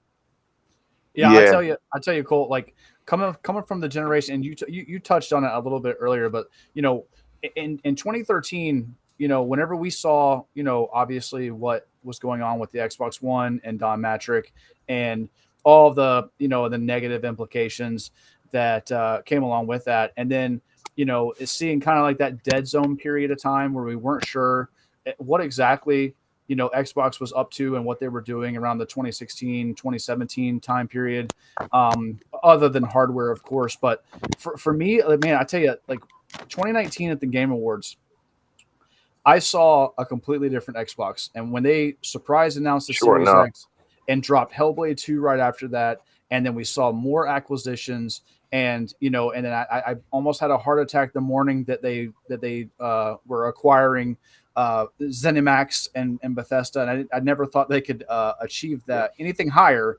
And then now here we are again with Activision Blizzard King, and it just goes to show, you don't spend. And Paris, who was in the chat earlier, has said this: you don't spend so many billions of dollars for your stuff to just go off to the wayside, right? You're not that invested in a product if you're not almost 100% certain that you're in it to win it and you're in it for the long run. And that's what excites me, is because I know that once the dam breaks, once the games start to drop, it's just not going to stop. They have so many resources under their control right now, and so much talent and all the things that they've acquired. I mean, just think about with the ZeniMax and the id Tech and all the things, all the implications that can mean for games across all different genres inside of Xbox. I've never been more excited for a platform. I mean, even back in the 360 era, which was a great era for Xbox, and I loved it, and it was some of the best times that I've had in Xbox. But I am more excited for Xbox in 2022 going into 2023 than I have been as an Xbox gamer in general. Yeah, and I'm tired of waiting. I've waited for a long time, but I'm tired of waiting for those big games that have been talked about for a long time. Xbox studios have almost every studio has more than one project they're working on across the board, some almost 3. So there are a lot of games. And as my good friend Tim Dog says, the big Tim Dog always says, when people say, you've been saying wait for this, wait for that, Tim always says, those games haven't been canceled. Step off, right? I love that. He's like, they haven't canceled, because that's where they're at. There is no more waiting. And as Hargeet and I have talked about quite a bit, when you say the 360 era, back then you got 4 games in a generation from the same franchise. You got 3 Mass Effects. You got 4 Gears of War games in the same generation. Games used to take 2 years, almost always, unless they need a little extra time. And now games take 6. I think 6 is the norm. Write it in the chat, Hargeet. Is 6 the norm, or are you kind of sitting on 5? I think him and I both kind of sit on the 6 number lately, on that big AAA games are closer to 6 years for development till they get released. But I mean, you're seeing it. Here's another thing. God of War Ragnarok, they already had the game built. They had this fantastic foundation. Yeah. They were going to make new areas, new missions, new mocap and all that. And that took over 4 years. Like normally a game that had been expanded up, like Spider-Man Miles Morales, which is, let's say it takes 15 hours to beat it instead of 30 or whatever to do most of the stuff. They were able to get that out in 2 years. But not God of War Ragnarok. It took even longer. Right. I just think Insomniac is kind of an anomaly. They have it clicked together. Yeah. Yeah, they're firing on all 8 cylinders over there. That's for sure, man. It just seems like they can't. And this way, I always compare them to Playground. You know what I mean? Like Playground for me has not missed. It's why I asked, the question earlier. My most hype game is Fable. Fable 100%. I played on the OG Xbox. I am so excited to see what I know Playground can do, right? Because we've seen from their games how polished, how beautiful, right? As smooth. I mean, I can't say anything negative about Playground. And to know that I'm going to be getting a Fable RPG by the guys, the wizards that are out there making that stuff, is super exciting. And not to mention the fact that Matt Booty is out here saying that he's the most excited out of everything out there. He wants to show Fable. But Playground's like, nope, we can't do it. We don't want to. We don't want you to see it. I'm so excited to see what that man has been seeing for the next however many years, because there's been, there's been some talk about Playground and whether or not they could do, coming from a racing game, whether or not they could do an RPG, and do they have it, what it takes, and that has been out there. That context has been out there, so it's exciting to see. Yeah, they built up that studio. They built it. Yeah. The St. Albans House studio, which is separate from the Playground Forza Horizon studio. So they brought in people that are combat experts and all that. So I'm not a huge Fable fan, but I am such a Playground fan. And I love RPGs. So I'll get to really experience Fable for the first time, kind of like a newcomer. Same. I played like 10 or 20 hours of Fable 1 and 2, and then something else comes out. Because Fable isn't like super mature, and sometimes I get in a mood where I'm like, no, it's got to be so mature, like that kind of stuff. But I think I was like 16, 17 when the first one came out, and I was just terrible. I had flies flying around me, and I was just I was like the awful version of the protagonist. It was just so much fun, kicking all the chickens around. Yeah, I played Fable 2 like when it'd been out like three years, or like toward the end of the 360 era. So when I got to it, it was a little bit older, and so I just never like moved forward, but that's fine. Yeah, the original game, I don't think, even with some touch ups and stuff, it just didn't, the walking, a lot of the animations and stuff just didn't age well. You know what I mean? It just kind of came off as a little goofy. But like I said, I trust in them. I think that like having a big, whether it's goofy or whatever it is they decide to do with it, but a big, awesome open world RPG is like something that that Xbox could really. I think it's just going to make a huge splash, dude. You know what else is sort of funny? Almost all of Xbox's first party games are really highly rated. Almost all of them. I think there's only the only two exceptions are State of Decay has a really rough rating, and then Sea of Thieves has a rough rating, because I think they should have just waited. Yeah. They should have waited 2 years. They should have released that game in 2019 or 2020. Yeah. And it would have, it's just grown so well. The game is it had a little dip, and then it's just gone great. I play that game with my kids, and we are in awe of how beautiful and how fun it is. It just needs more. But when you look at all of Xbox's games on Metacritic, where people like to fight, right? Xbox's games are in the low 80s to high or low 90s all across the board, with just a couple of exceptions, right? So I think this perception that Xbox, whatever Microsoft touches, is trash, and that Xbox's games aren't great, and they don't live up to the hype of, and maybe they don't get talked about as much as PlayStation's games. PlayStation games just have that big marquee feel, and I love those, and I buy all of them. And I don't know. That's all going to change. We got Perfect Dark, Fable, and Hellblade 2. It's just going to go on and on. I can't wait for Hellblade 2. That is my most anticipated game, besides State of Decay 3. But Hellblade, from the very beginning when they bought Ninja Theory, I just lost my stuff. I called my buddy. I told him in the beginning, I said, man, it'd be great if they got Ninja Theory. He's like, why you like him? So I told him to play the game. Loved it. He said, I could see now why you see all this promise in them. Man, when they got them that day, I lost it. Absolutely lost it. And I'm still hype about them to this day. So, yeah, I can't wait. I just want to see anything that they got on Hellblade, if they got something. So I'm really pumped about Fable, because my curiosity is piqued, because we're talking about a studio we've only ever known them for top-notch racing games, and you hand them an action RPG, and it's like, what are we gonna see? I mean, they're gonna have to have their own unique take on it, and I am so intrigued to see that. That's gonna be amazing. I mean, you're talking about a game that makes a company that makes racing games.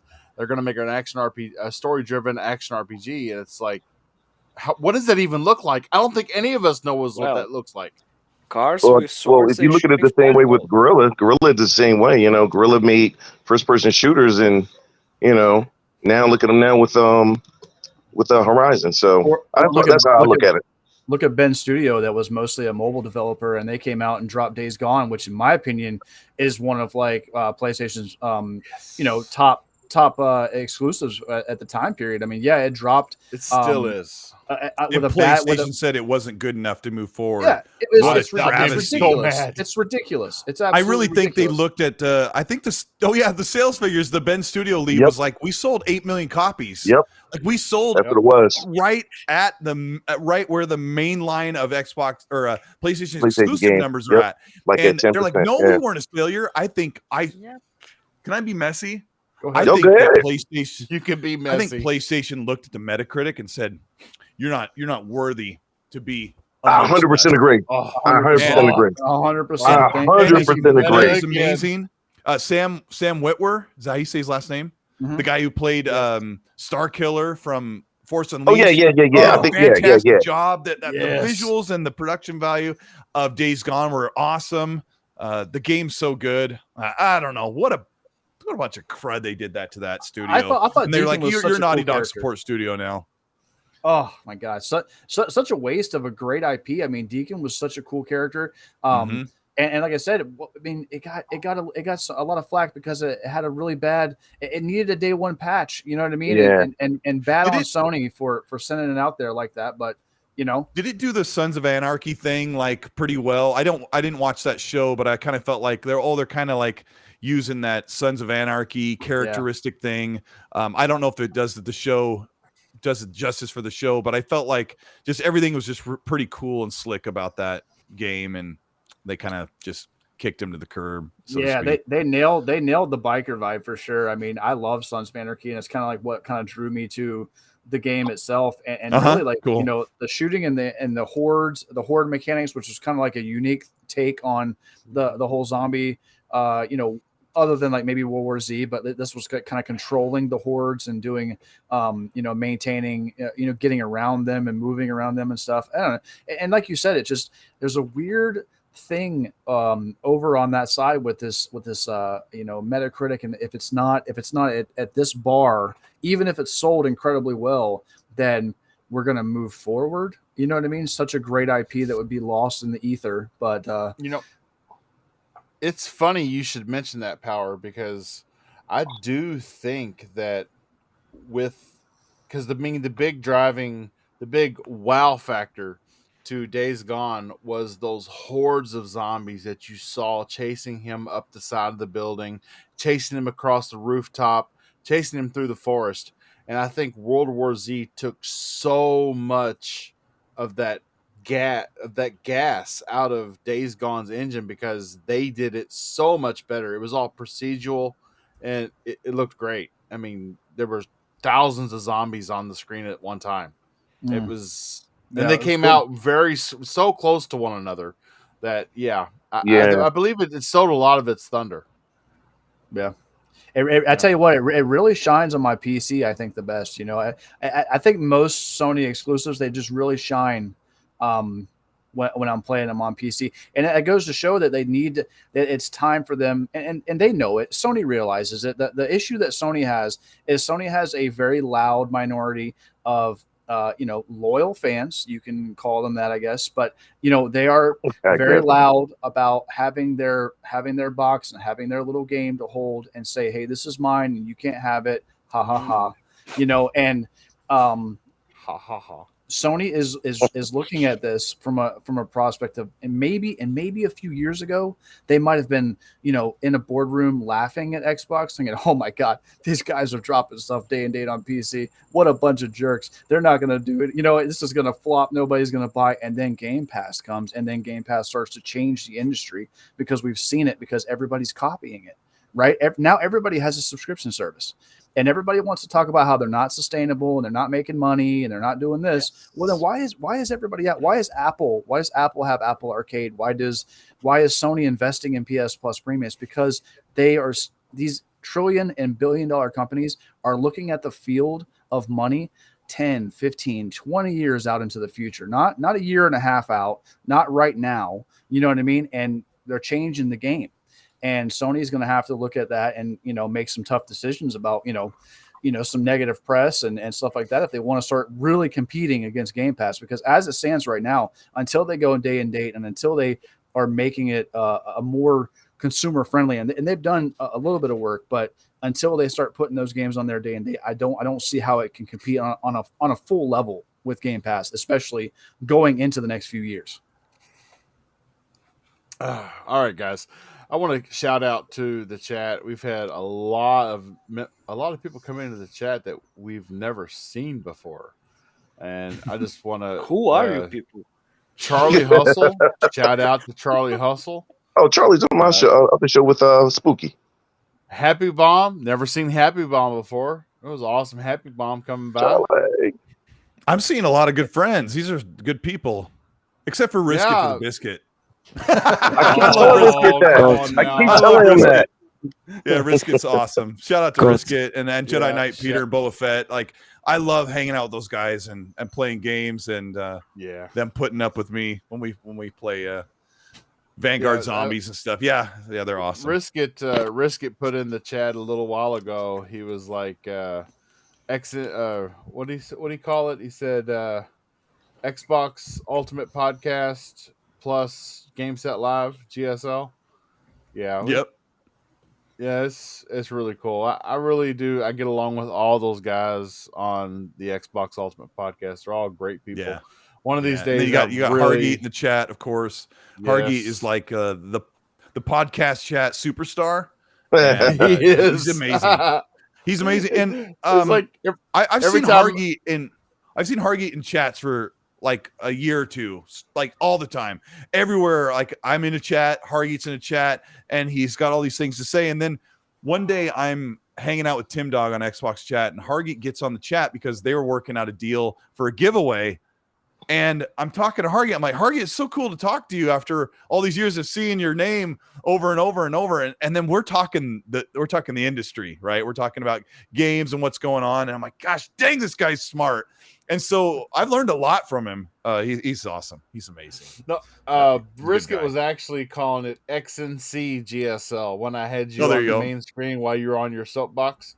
Yeah, because that's what it reminded me of. It reminded me of watching an episode of XNC, and I was just kind of letting you do your thing. Oh, let me say, yeah, I know. I just, I'm so sorry, guys. I gotta say, Happy Bomb says Hargeet's the best.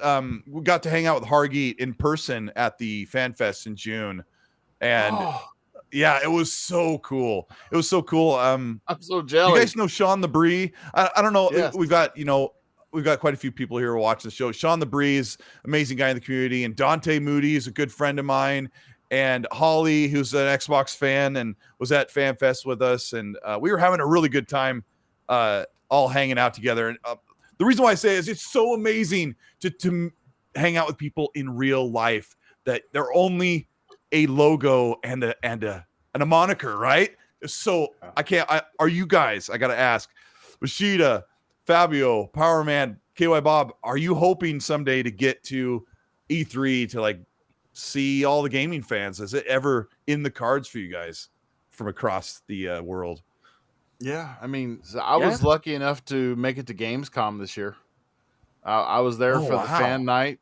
I went there. Went to Germany.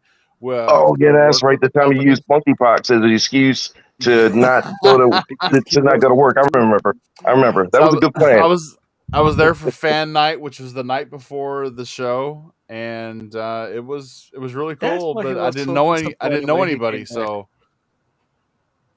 yeah. Yeah, I know. Me personally, whenever the outbreak started happening, and they were, um, you know, the whole idea of anybody even coming back and meeting in person was Yeah. on the table, and they were really having like serious conversations about, you know, a digital only future. You know, I'll be honest, I was, you know, kind of heartbroken about that, because it is something that I've always wanted to do, and it always sucks because I was over in the West Coast, but I was in the military. So I was, most of the time I was overseas, so I didn't get a chance to kind of, you know, explore California. I was just kind of stepped in there, stepped into another plane, and went somewhere else. So, but yeah, I am 100% invested in getting over there, and I actually live fairly close to PAX East, so my goal is to hit PAX East the next time it comes back around. So, All right, Yeah.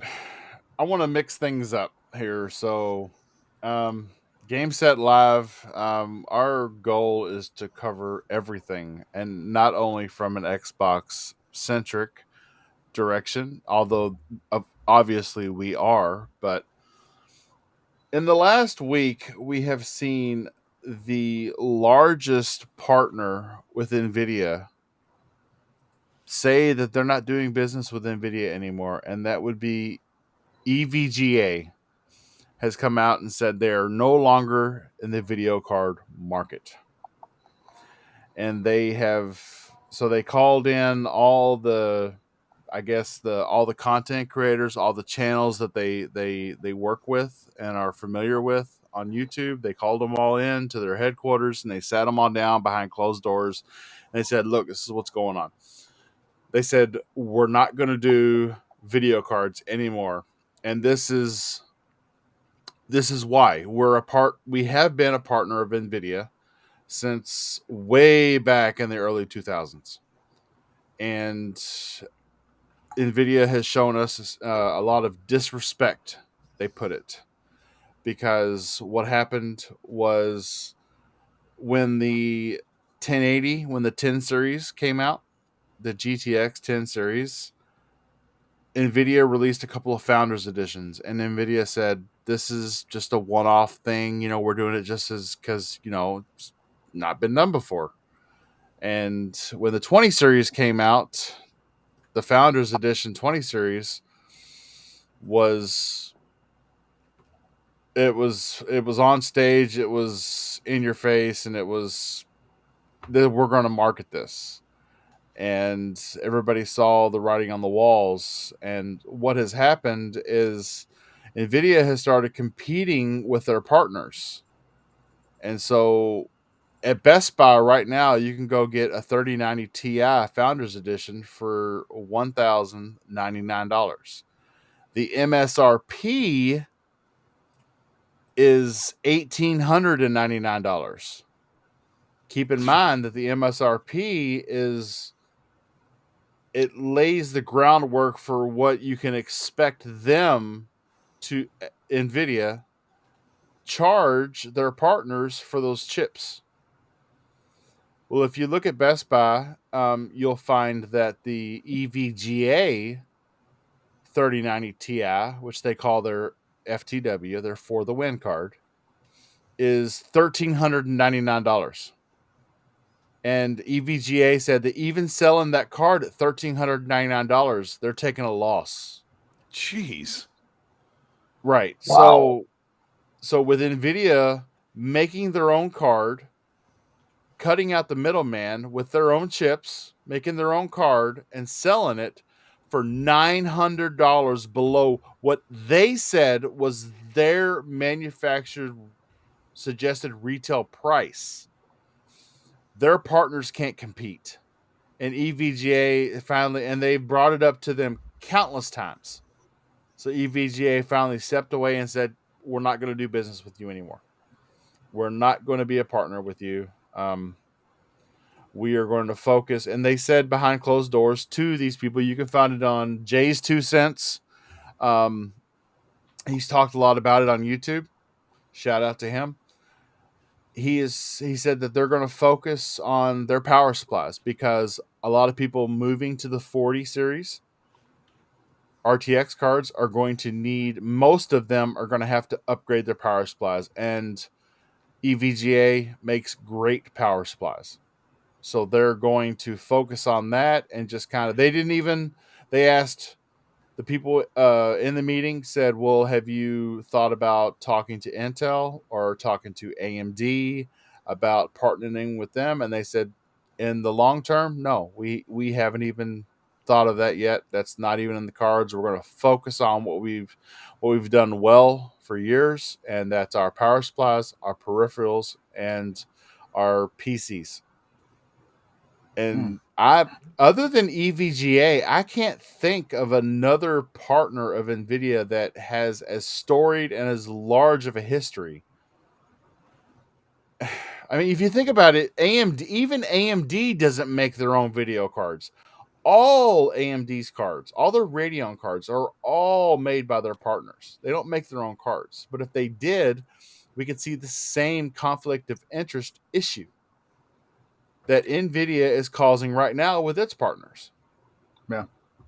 I will say this, and I've always thought maybe this is kind of like redundant, but because we're all Xbox fans here, I've always thought that it'd be cool if Microsoft made like an Xbox themed graphics card. You know what I mean? Like with them stepping into PC. How cool would it, you know, the big, would look cool. big glowy green X on it, you know That what I would be mean? It's neat. all like Xbox, you know, and maybe it has like some extra stuff that it can like throw in there. But yeah, I mean, other than that, man, I don't, you know, as far as like graphics cards and stuff, I mean, I know that EVGA has been a partner, AIB partner with NVIDIA almost as long as they've existed, from what I understand. And the CEO of the company just, I guess, is kind of feeling like, you know, they just can't really compete. And it seems like NVIDIA seems to be, they kind of want to, you know, take over in that bracket and kind of be the name, you know, they want to be the name that everybody knows instead of AVGA or any other company. But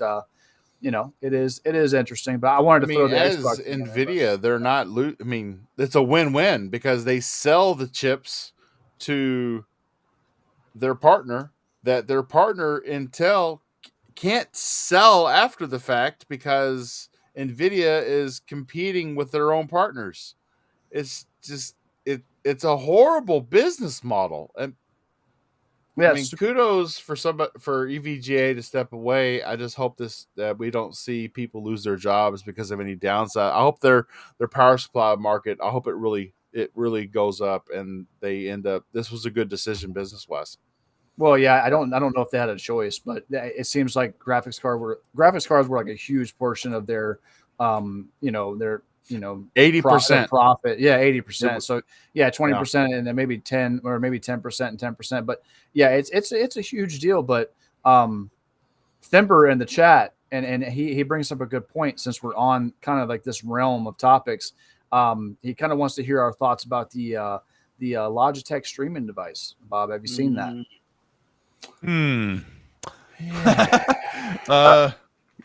I would like to take this one first, real quick. Go ahead. Yes. Go ahead. Bushy. Go for it. So I heard about it a while ago. I mentioned it on both podcasts I'm on, and I thought it was a good idea. And then when I got to really thinking about it, because I was going to reserve one, the price was way higher than I thought was justified. How much was it? They originally wanted $300 for it. And I heard $350. Yeah, $350 in the US. And they dropped it now. They dropped down 50. But if you do something with Amazon, you get 100 off. But either way, I still felt as though in my head it should have been no more than 250 in the first place. But at the same time, I was like, you're only streaming off of the device. The specs and everything of it is nice, but it's like, why would I want to spend almost as much as a Steam Deck on that device? And I was like, you almost got me. You almost, but it's a shame because I still think it's a good idea.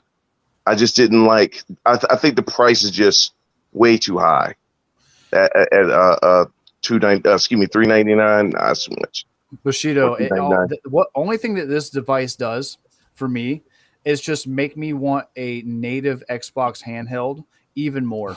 Like Exactly, because I right? see I do agree.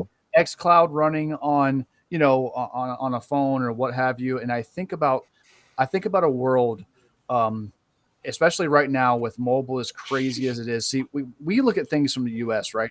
But the reason why the Nintendo Switch is doing so good is because Japan loves their mobile handhelds, man. They are all about it. So thinking about it from a prospect of, so if I could get and I'm just throwing numbers out here, a roughly 2.5 T flops, something like maybe split the power differential, but put it handheld of the Series S, brand it, put an Xbox logo on it, throw some Game Pass in it, and watch the thing just like sell like hotcakes on a Christmas holiday. Yeah, You know but what I how mean? much are you going to sell it for? That's the only thing. Yeah, Like, here's the how much is it going to problem. cost you? And yeah, good. So go. Yeah, here's the problem with the handheld, because people wanted I did a video about this. It didn't land very well, but Jason Ronald straight up said there's no way you can fit a Series S into a handheld. And one of the problems with a handheld as far as pricing is the screen. I think the screen is one of the most expensive parts, and it's what makes you got the small form factor, which is expensive, and then you've got a screen. Paris in the chat, and he has one for review, so he's been talking about one, did a video about, so go check it out on his channel, because I'm interested in this thing, even though I don't normally play on the go. So everyone wants Xbox to build this handheld, and I think it would do really, really, really well in the Japanese market or in the Asian market. Like, it would sell really well, but I'm not quite sure how a natively playing handheld would do in this side of the earth, but maybe it would do really great having access to all these games that you could run on this little handheld console. But I'm not convinced that Xbox could sell one for $300 when they have the Series S with no screen that plugs in, right? It just doesn't, and they have to subsidize it with Game Pass, and maybe Game Pass isn't a good way to subsidize hardware. So maybe that's why we're not seeing this. So there must be a reason Logitech is selling this thing. It doesn't play anything natively, and it's still $300. And I don't know. It kind of, gosh, I know if Paris could jump in and feel comment like that if I'm about to say this, I feel like cloud gaming is going to become very mainstream in about 10, maybe less than 15 years. It'll get to the point where the mainstream gamers don't even miss a console. Just like I don't miss my CD player. I don't miss the CD player in my car. I don't miss the DVD player, the Blu-ray, because I just watch everything on demand.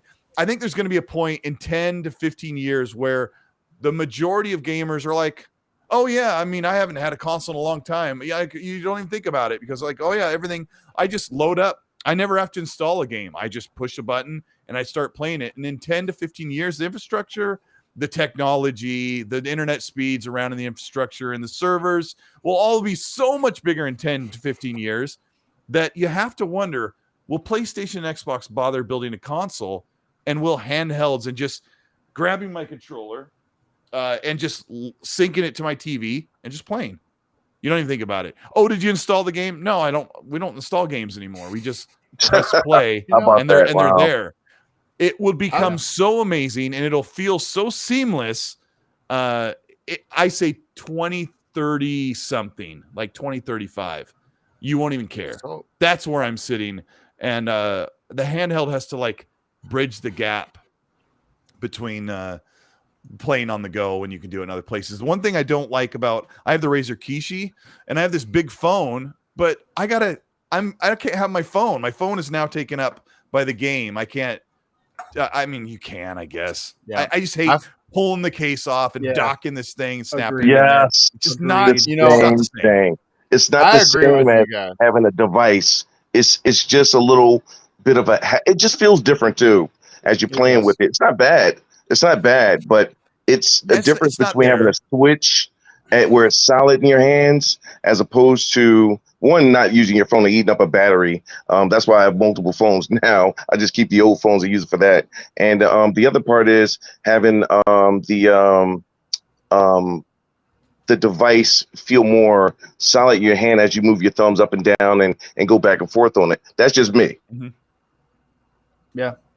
Yeah, I agree. I So- think that cloud's going to go somewhere really fast. I mean, even right now, I mean, with in a I guess in a vacuum with everything primed and ready to go, it does still feel really good. I mean, I've tried. I don't know if you guys have tried console streaming right on the Xbox, but Yep. I've done it. Mm-hmm. I've done it like being plugged into. I think I got like 1,200. 1,200 down or whatever for download speeds, and I was playing. I didn't feel like downloading the Elder Scrolls Online, so I just jumped in there just to mess with it, and I felt like that was a game that would really, it's not something with crazy, revolves around latency and stuff like that, and I had a really good experience with it, man. Like it felt native. It was just a little bit off, but it felt native, and hey, maybe he's right. I mean, I think everybody out here is thinking in this world of like what it is right now, and maybe myself included. But if cloud gaming, okay, I'll put it like this: I will invest and I will be all for cloud gaming if and when it's to the point where I'm playing an experience like I'm playing on my Series X right now. Like if I could still have that experience, but in the cloud, with no compromises, then I can fully invest in cloud gaming. But until that happens, I'm always going to prefer native hardware for now. You know what I mean? Yeah, and I don't want to worry about how much data I'm using, and if they're going to start gouging me for using so much data, or I pay for an unlimited plan for mobile for my family, and when you get to a certain point, your unlimited becomes severely throttled. It's so dumb. Yeah. But in the future, that data may, there's more fiber around, and maybe they won't have to squeeze squeeze the cable on us. All those things will change. Our world is mostly we're in a generation right now where everything we want is on demand, on our terms, on our time, and our price point. Where you're paying a low. We talk about cable, right? How you're no longer paying for 350 channels you don't even watch. You're not paying Right. $80 to $120 a month. Now you're paying for $80 worth of 7 different subscriptions, and you could sit down and watch whatever, whenever, no TiVo, no how waiting many until episodes 8 you wanna watch? o'clock when the show's on. Yep. Yeah. And gaming is going to become that way. And who was it in the chat? I think it was Palpatine, who says, Colt East was probably right, but I hate the sound of that world. And I'm kind of with you. But if you still want a console, I think that will still always be there. But maybe the consoles in 2035 are going to be like this big. They'll be this Right. little, Yeah. central. It'll be an APU in a little box. Look how And small the S is. The S looks like a tissue box, and it's I mean, super if light. any of you all are like in the corporate world these days, everybody's computers are literally the size of a mechanical hard drive. It's crazy because I've always everything thought that they're that, like- dependent on is on the network. Yeah, I've always thought that they're already like implementing cloud gaming into like Samsung TVs, for instance. Like I imagine a world where they could have like a PlayStation and an Xbox APU built into a TV, and then you just get this TV that has these two little micro supercomputer Xboxes and PlayStations. You know what I mean? And all you're doing is buying your controllers and headsets. You know what I mean? And linking into that TV kind of thing, where it's just like this one all thing, and you press a button on a remote control, and now you're in the PlayStation world, and you flip back and you're in the Xbox world. You know what I mean? Yeah. Boys, sorry to interrupt you, but I really gotta go right now. Some problems just happened here at home, and I'll need to take care of Everything's things. okay. Yeah, man. But what really you gotta wish you do. guys a good rest of an episode, Coach. Yeah, take care, buddy. I hope everything's cool. Huge honor and pleasure to talk with you. Really glad to see you all. Same. Have a great Thank show, you. everyone. Good night. Right. Bye, Fabio. Yep. All Take right, care, Fabio. Fabio. We'll do later, bro. So, at this point, I guess we'll bring up our last topic, and then we'll do our outros and whatnot. So, Marvel Entertainment and Motive Studio are teaming up for a all new Iron Man game. And it's now in development, and I have to say that it has to have the flying mechanics from what's that Anthem. game? Anthem. Anthem. Anthem. Yep. Yeah, you Yeah. know, it's so easily That's the first forgotten. thing I thought about. It's easily forgot. Yeah. If it's got the flying mechanics from Anthem, It then will. I'm I know sold. people are saying that. I think it will. I think I so think too. they'll salvage that. Like Anthem has such a great feel and a great look, and then it didn't land. But so I think that they're gonna EA's just gonna say, hey, we got to have that. You know, it's got, and they're probably gonna help him. So I think that's gonna be good. Go ahead. Yeah, I'm excited. Collaboration between Marvel and Electronic Arts, with Iron Man being the first of several new games. Yeah, I literally downloaded Anthem this week and started playing it after I saw that announcement, just because I was like, oh my god, now I want to play as Iron Man, and the closest I'm gonna get right now is the flying mechanics. And Bob is so right, dude. Listen, whenever they originally announced Anthem, I was so hyped on that game. I was so excited. It was like that one, and I think it was like Sea of Thieves was in the same E3, and I was like, oh my god, these two games, those are like my two most hype games for the foreseeable future. And Hey, Carmack, can I touch you off for a second? yeah, How go ahead. about the developer told me that they found out they were making that game the same time we found out about that game. They didn't even know about the game until they went there, and they thought they were going to see something new for somebody else.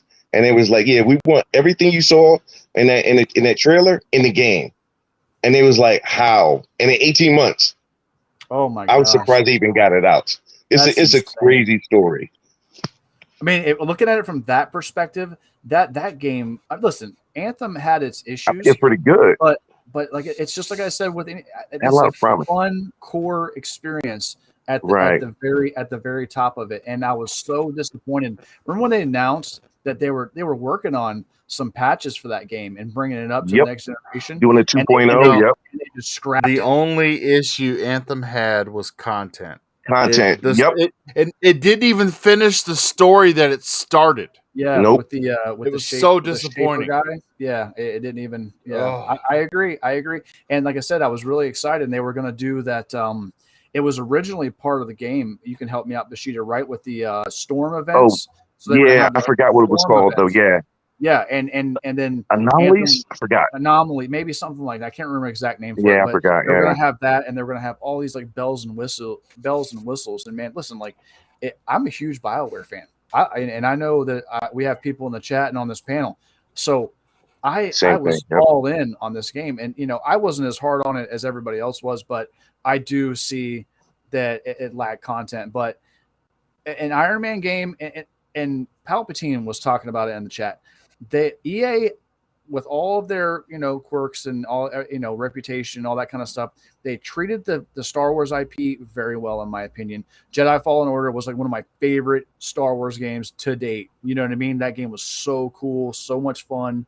I loved Cal Castus and BB-8 and our BT and like all those characters they introduced. I'm super excited for the next one. So if they take the Iron Man character, which has been riding a massive wave with the MCU, and takes that into video game format and finally gives us that awesome flight mechanic, open world Tony Stark, with all the pizzazz, hopefully, of at least a little bit of Robert Downey in there somewhere, I would be super excited about that game. So Same here. I actually really enjoyed Anthem, and I did too. they just kind of strung me along with a carrot, and nothing ever came of it. And, Yep. I mean, I gotta say, I started to feel the same thing from Outriders, but Yep. Outriders actually came through. Oh, I mean, yeah, they dude. actually came through. Yeah. that game has turned. I don't know, because coming from when it first dropped in Game Pass, I played it like the day it dropped in Game Pass, and like where it was then to where it is now with World Slayer, dude. Like just a mountain of content in that game if you're willing to go in there and do it. Yes, it as a matter of fact, I started this when our very first episode of Game Set Live. I ran gameplay from Outriders from World Slayers. It was Oh, yeah, I remember. Yeah, that's right. Because me and you that's were when I trying to was link still up. playing around with bit rates, and whenever I ran, everything got blurry. Right. I think that if as long as EA does what they did, wow, do the same thing they did, is that even better or worse? Anyway, if they keep their hands off like they did with Remedy, that's the issue I have with EA. EA games are gorgeous. Battlefront is just one of the best looking games even today. It's a gorgeous game. The problem is that they're always trying to find a way to stick microtransactions in. They're always interfering with whatever the developers are trying to do, and the game always comes out lacking because of that. Look at Anthem. How do you tell guys 18 months before the game is ready? You got a release date already. You didn't even tell them yet. And now, and you got to force it. Listen, I thought they did great for working for almost less than 2 years on the project. For almost 2 years, I felt once I found that out, I gave them a lot more credit after that. But I think that'll be the only thing is leaving Motive. What was it, Motive, right? Motive Studio. Yes, Motive. Yeah. As long as they leave them alone. Not that they've ever worked on anything big, but if you're gonna let a studio handle something as important or as big as Iron Man or any Marvel IP, you have to let them go ahead and do what they're gonna do. You can check in on them and everything like you're supposed to, but don't really interfere with what they're doing as far as story and concept and things like that. Adventures wasn't a bad game. Adventures became a bad game because of the way they did with the content, and the same thing with the microtransactions. It was okay. It wasn't a bad game. I thought it was actually pretty good in the beginning, but then it felt monotonous because you kept fighting the same enemies all the time. So who knows what went on with that? But at the same time, let those guys go ahead and do their work and leave it at that. Yeah, it really goes to show like the idea of these. I'm really rooting for the idea of these multi-platform superhero games because to this day, right now as it stands, Guardians of the Galaxy is probably my favorite superhero game that's come out to date. Yes. You know what I mean? And that took over Spider-Man, which was a hell of a feat. You know what I mean? But I'm curious about the perception, because if we see a world like, we're talking about Iron Man right now, and then we already got confirmation there's going to be a Captain America Black Panther crossover game, which is going to be awesome, right? Yeah. And we got Midnight Suns is coming out in December. It's going to be interesting to see, people are going to start paying attention and seeing, man, I got all these other games everywhere, and then I have to go out and buy this $500 machine to go play Wolverine. I mean, people start thinking like, man, it really is kind of annoying after a while. You know what I mean? Like, I really love Wolverine, but why can't they just put it everywhere? I don't know. These perceptions, as we go on into the generation, these things become successful. I think could kind of change the narrative. You know what I mean? Because as it stands right now, the narrative is really strong that the specific games need to exist on specific platforms. And I think it's going to be very interesting to see how it plays out. I still think Arkham is a goat though. I just want to slide that in real quick. Oh yeah. Arkham is awesome, dude. Yeah. I would just say that like, I just, Guardians just had me like enthralled, and at the same time I was like laughing and I literally stood around. I stood around in the ship and just listened to them talk and like banter back and forth. Yes. Yep. And go up and like talk to Groot and talk to Rocket and like listen to all that kind of stuff that was going on. And dude, the soundtrack was just amazing. Dude, the soundtrack was on point. Yes, it was.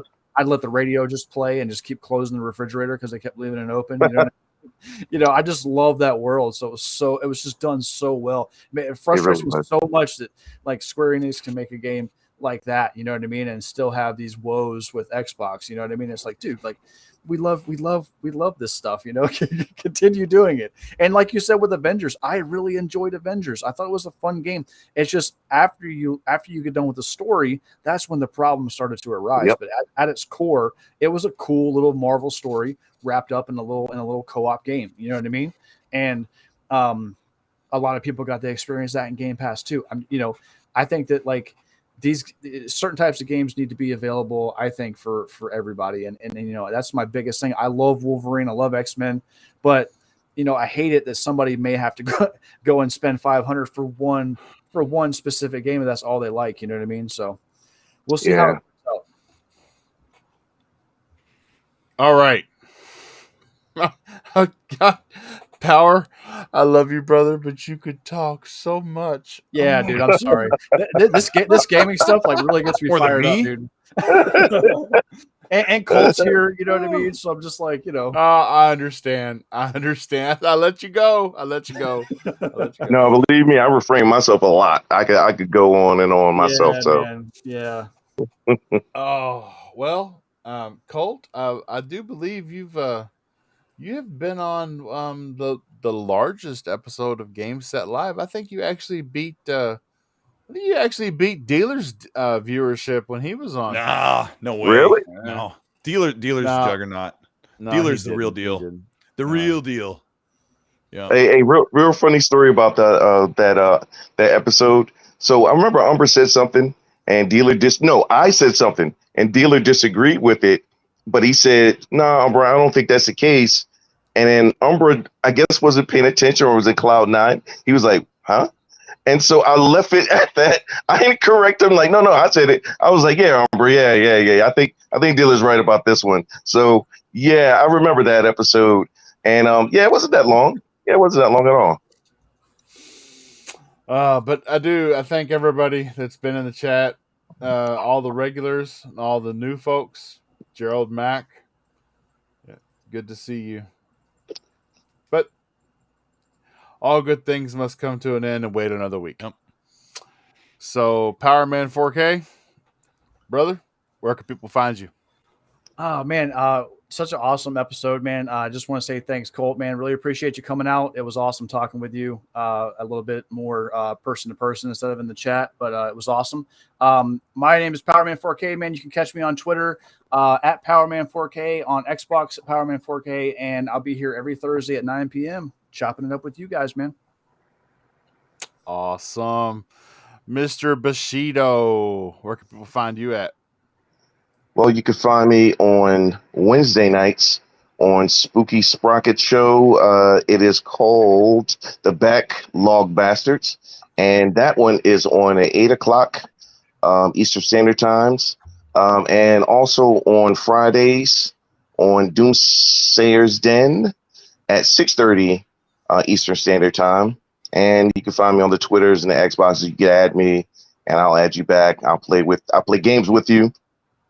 And Mr. Colt, it was nice to meet you. I could check you off of my RDX box now. I think I've met 3 so far. Awesome. So yeah, it was great to have you, and I had a blast. Thank you. I appreciate it. Thank you for having me. And it was so awesome for you to like. I messaged Colt. I've been friends with Colt for a few years, and I just messaged him and I was like, hey, you think you ever might want to come on my show? And he was like, it was right away. It was like, He was like, you have a show? Man. I mean, when's it? When? I'm like, okay. I remember you started the show. I think when around the time Far Cry 6 came out, wasn't it? Yes. Yeah. Was it? Oh yeah, it was. Yeah, it was. That's right. That's a good game. So, Yeah, I didn't like just in case anybody listens to this that lives under a rock and they don't know where they can find Mr. Colteastwood, Mr. Colteastwood, can you enlighten them? I mean, nobody really knows where to find me, but I'm always on Twitter. Way too much. Same. At Colteastwood, one word. And I'm on YouTube there where hopefully I can make a video that's not related to the Activision Blizzard deal. And yeah, thanks. I really appreciate it. It's an honor to be here, KY. We've talked for a long time, and I'm glad you made a show, and I'm glad I could be here. It's good to hang out. Yeah, we're a small, young channel / show, and we're just taking our knocks, doing what's got to be done to get the word out. But it's fun. I mean, we wouldn't be here if we didn't enjoy it, and we didn't enjoy each other. Yep. Well, This is KY Bob, your host, and thanks again to the great guest Colteastwood for coming on here and gracing us with his presence. You can catch me every Thursday hosting this lovely show called Game Set Live. You can catch me on Xbox, PlayStation, KY Bob. You can catch me on Twitter, KY Bob. You can catch me on Steam, KY Bob, and on Twitch, KY Bob. Everybody have a great and blessed weekend, and stay safe. See y'all next week. Xbox got no games again. Xbox. Stop. Xbox.